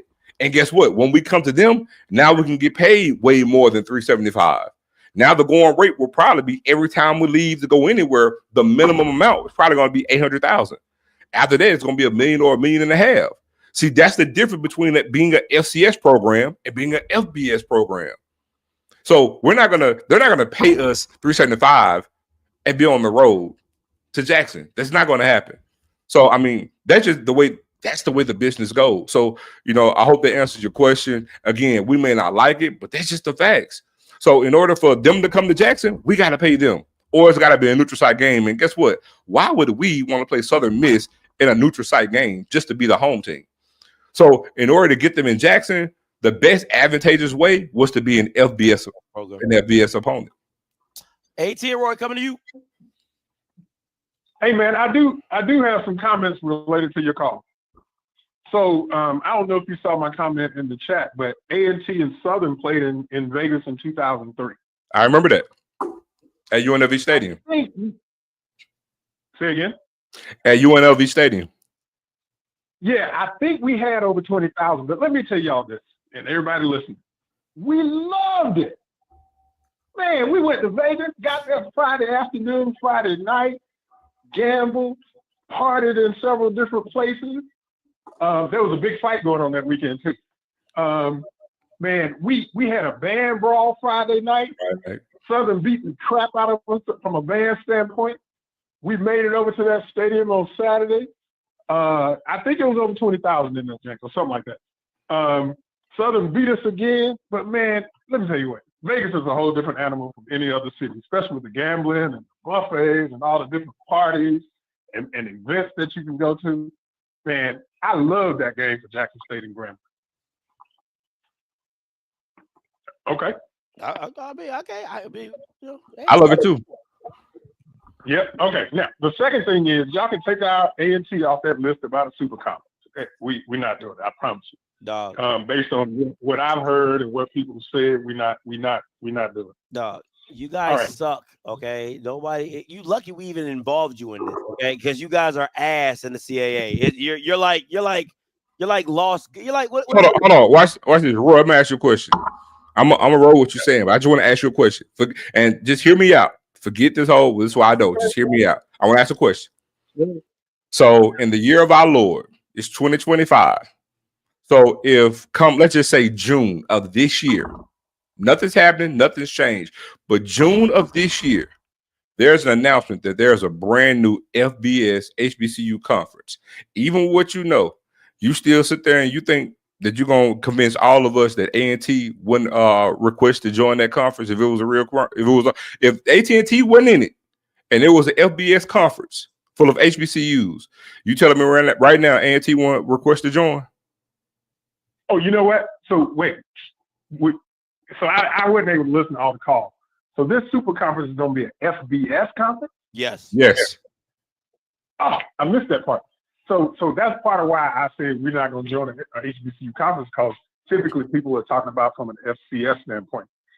But from what I understand, our goal, I don't know how long it's going to take, is to move to FBS.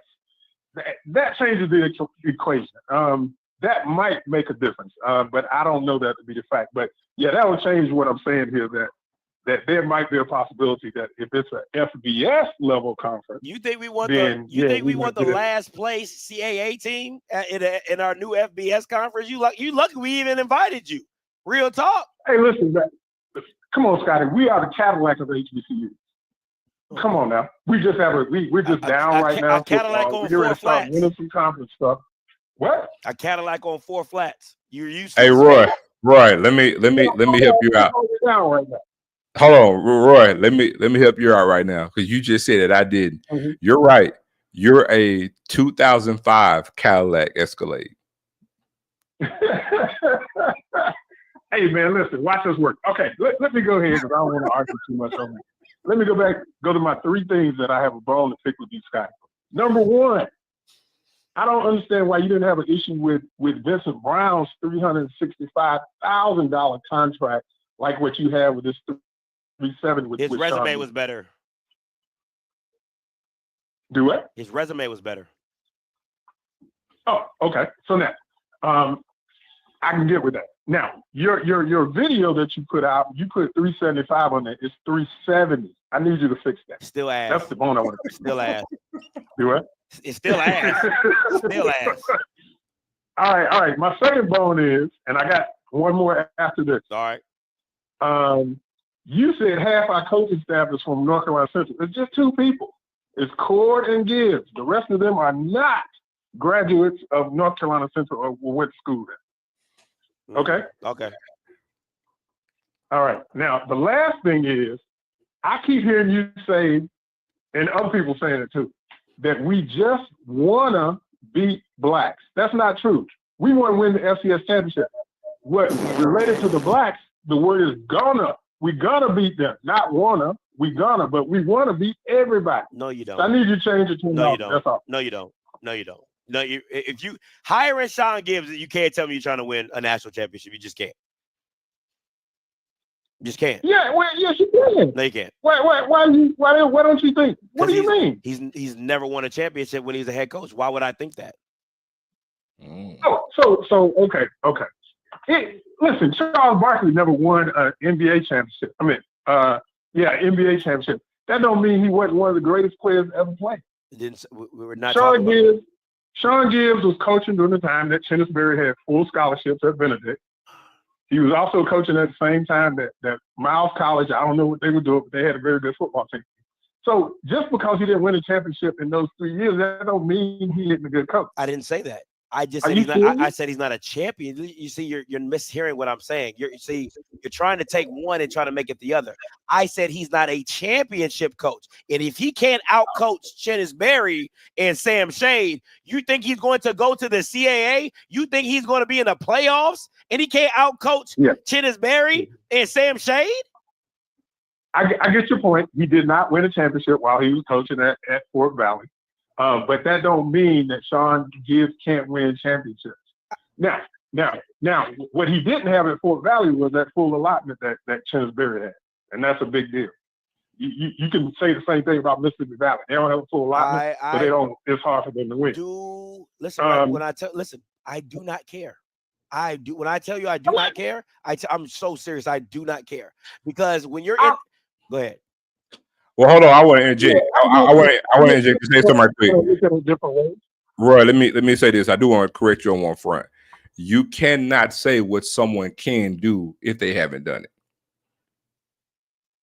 Well, I don't have a problem with that because yes, he hadn't won one. But here's what I'm gonna say: is you can't say he can't do it just because he hadn't won one either. I can say, I can. I can say he has what everybody has right now. He has the opportunity to do it. But I can't say that he can win one if he never does. Because watch this. If he's in year 12 and never won it. No.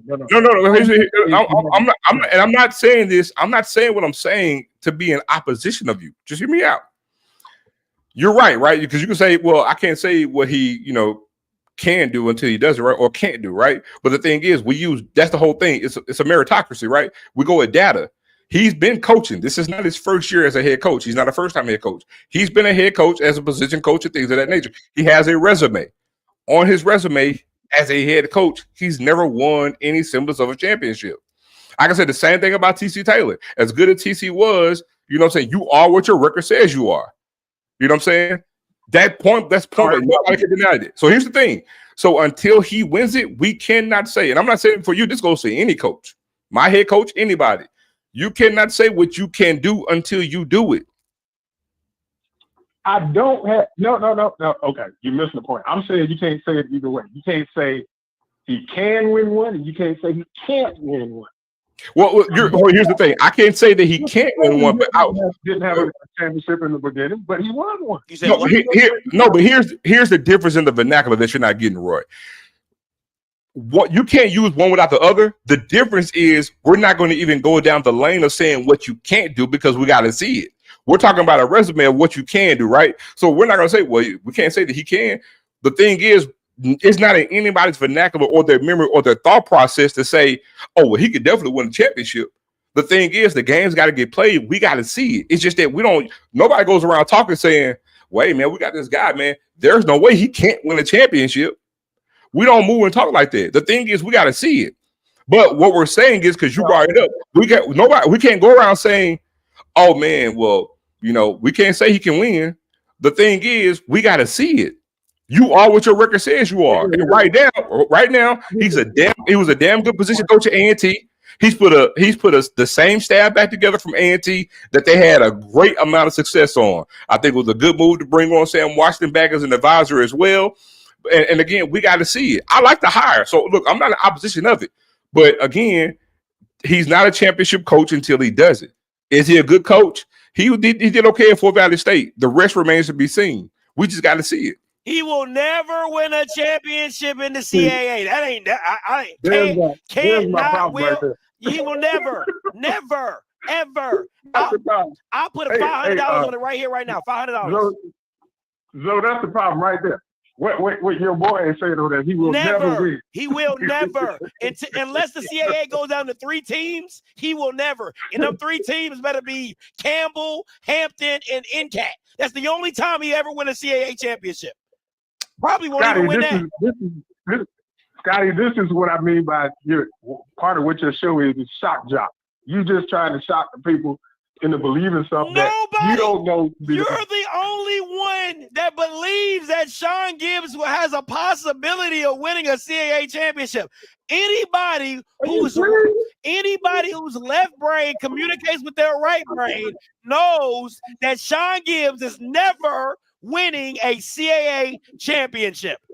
Leroy, the best thing for you to do, Roy, in this case is to say, I believe and you have faith. Faith is what?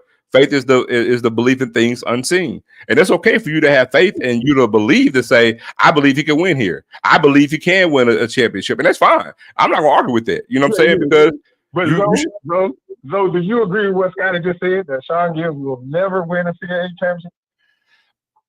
I don't believe he will. But hold on. I don't. Well, here's the thing. I don't believe he'll win a title in the conference just because of. I got to see it.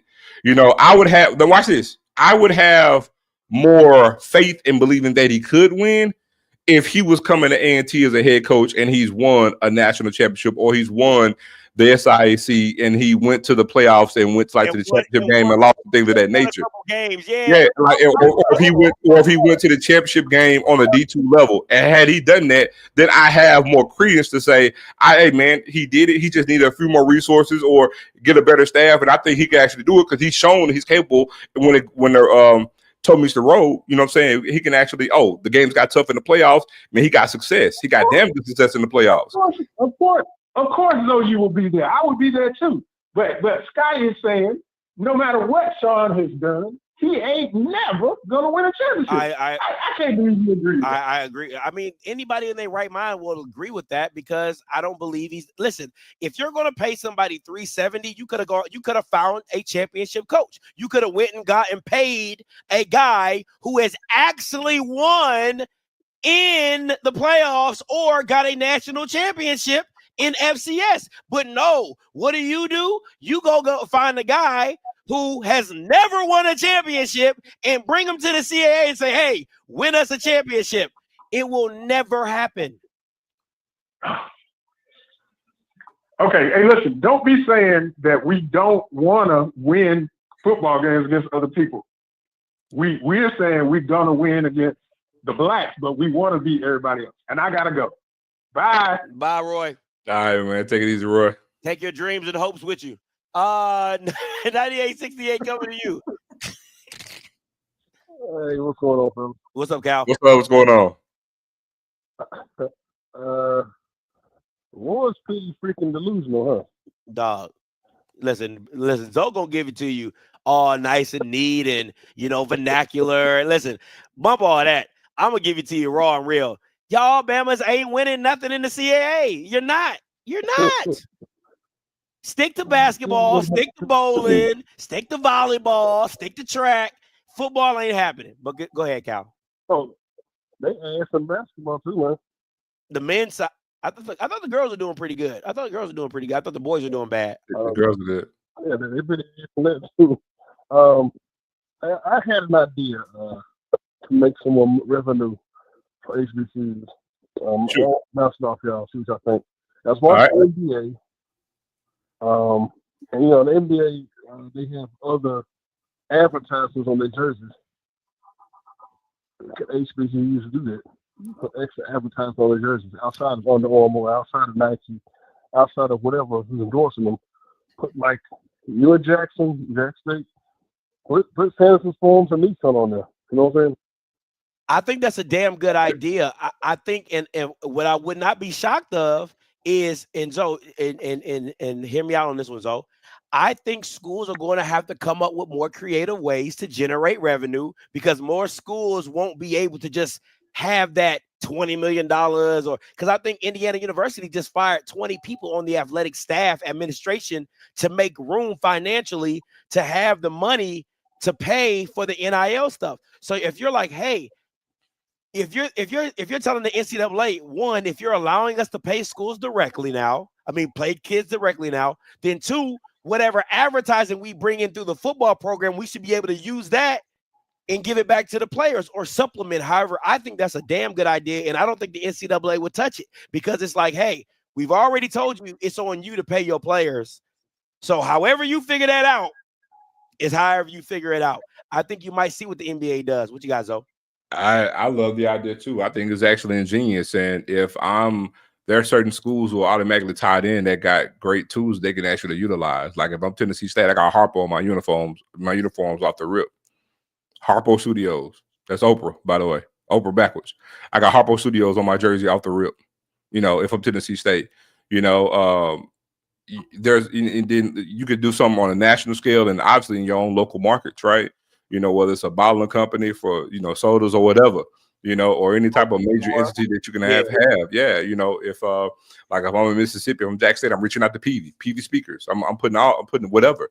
That's a damn good point, especially from an NIL standpoint. You can take all that money for ad money and hey, pay the players, and I'm gonna tell you another reason why that's so ingenious, because I don't know if you guys know this, but on the FBS level, only the Power 4 schools can pay the players directly, not the Group of 5. Ooh.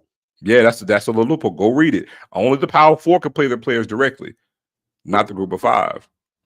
So by doing that, you could create some type of NIL. You see what I'm saying? That's by doing it with the jerseys. We could generate revenue, and then we could have that sponsor. That's the way the sponsor can pay that. And then go back to what you said, Scotty. We could take those same jerseys and auction them off and sell them, or whatever the case may be, helmets and all the other things you could actually think of. So I think it's an actual genius idea. Yeah, it looked like I did the math on the research rather. The NBA makes about $11 million per team. Obviously, the SWAC is not on the NBA level. Hell, if you do $250,000, that's a lot more than we're getting. Yeah, and listen, you get the right deal in the right place. You know what I'm saying? I could see if you go to a, like a Publix, right? Like a Publix, if you're in Clark, Atlanta, or if you're wherever, Florida, AMU Publix, you know what I'm saying? And they give you $1 million deal, you know what I'm saying, to literally brand all your jerseys with Publix on it, right? Like, or 500,000 or whatever. That's and you have that reoccurring money. Maybe it's a 4-year contract, 500,000 per year. That's a nice chunk of change that you can depend on to say, hey, this is coming into place, or 250,000 or 150,000, anything like that, right? So, and maybe there's a rule where you can have 2 teams, like you can have one on one side and one on the other side, right? Like, so it's, again, it should be whatever the schools are able to do to counteract this new lane, which is name, image, and likeness, which they're a part of. And this is my biggest thing. You should definitely allow the FCS programs to get into it, because you're the same ones that are making them pay the debt back in the settlement, in the house settlement. It's crazy when they've never been a part of it. So it's a lane that they got to step into. What you guys know? I was gonna say, and that's even more reason why they just jumped their ass up the FBS. So the FCS school are paying for a meal they didn't eat. What'd you say, Cal? I said FCS schools are paying for a meal they didn't even eat. Yeah. Or order. Yeah. Yeah, exactly. That's exactly what they're doing. Last, Cal, you got anything else before I let you go? Yeah, tell Southern they still suck ass. Hey, and if I'm being honest, though, I would prefer to see more of those on the field. I would prefer to see more advertising, more stuff on a day-to-day. Like, if you got a home game, you should be able to sell advertising space on your football field. Yeah. I mean, high schools do it here. Also, why not? I mean, and honestly, they should have been doing it. The moment you could sell sponsorship to the name of the stadium, why not do it to the field and suites? You can do suites too. You know what I'm saying? You can have the Coca-Cola suite. I mean, NFL does it. I mean, you again, sticking outside the box, you have to do things differently than what you would have. You know what I'm saying? When you talk about building a brand new stadium now, if you got, if you go ahead and get 40 suites, you can actually say, we're going to have 40, now we're going to have 50. 10 of these suites, we're going to group them together, and this will be called the Pepsi Pavilion. Ooh. We'll have this suite over here, this designated recruiting area on the field, these Lowe's boxes, you know what I'm saying? This is for McDonald's, you know what I'm saying? Whatever. Like you got to do that. Got to. You got to get creative. And again, I keep saying this, man. You got to get over these, this legendary name. And I don't give a damn who trying to come with the bag. Because I give you a 5-year deal, you lease the name or whatever. It goes right back to what it used to be called. And people going to call it whatever they want to call it. You know what I'm saying? Like, people call it the Vet. And let's say Verizon come and gives you a bag, Bama's still going to call it the Vet. Hey, you got a great everyday reminder of that. Twitter. Who in the hell called Twitter X? I definitely don't. You still say Twitter. Everybody you still type in Twitter. It's going. I'm serious. You still type in Twitter, it's going to automatically populate and go to X. Yeah. And they're fine with it. Yeah. Because they know at the end of the day, you're here. You come to the platform, you made it happen, and we're glad you're here and glad you take your money. I just think it takes a lot of innovation. It takes Verizon at the Vet. You know what I'm saying? It takes more innovation. It takes more thinking outside the box to make this happen. And again, I'm all for it. I think this by Zoe is an absolute banger of an idea. And to be able to put this together and then have Ashley Robinson over top of it, no Diddy, I think it just every day, man. You gonna give one time a day. God, oh man.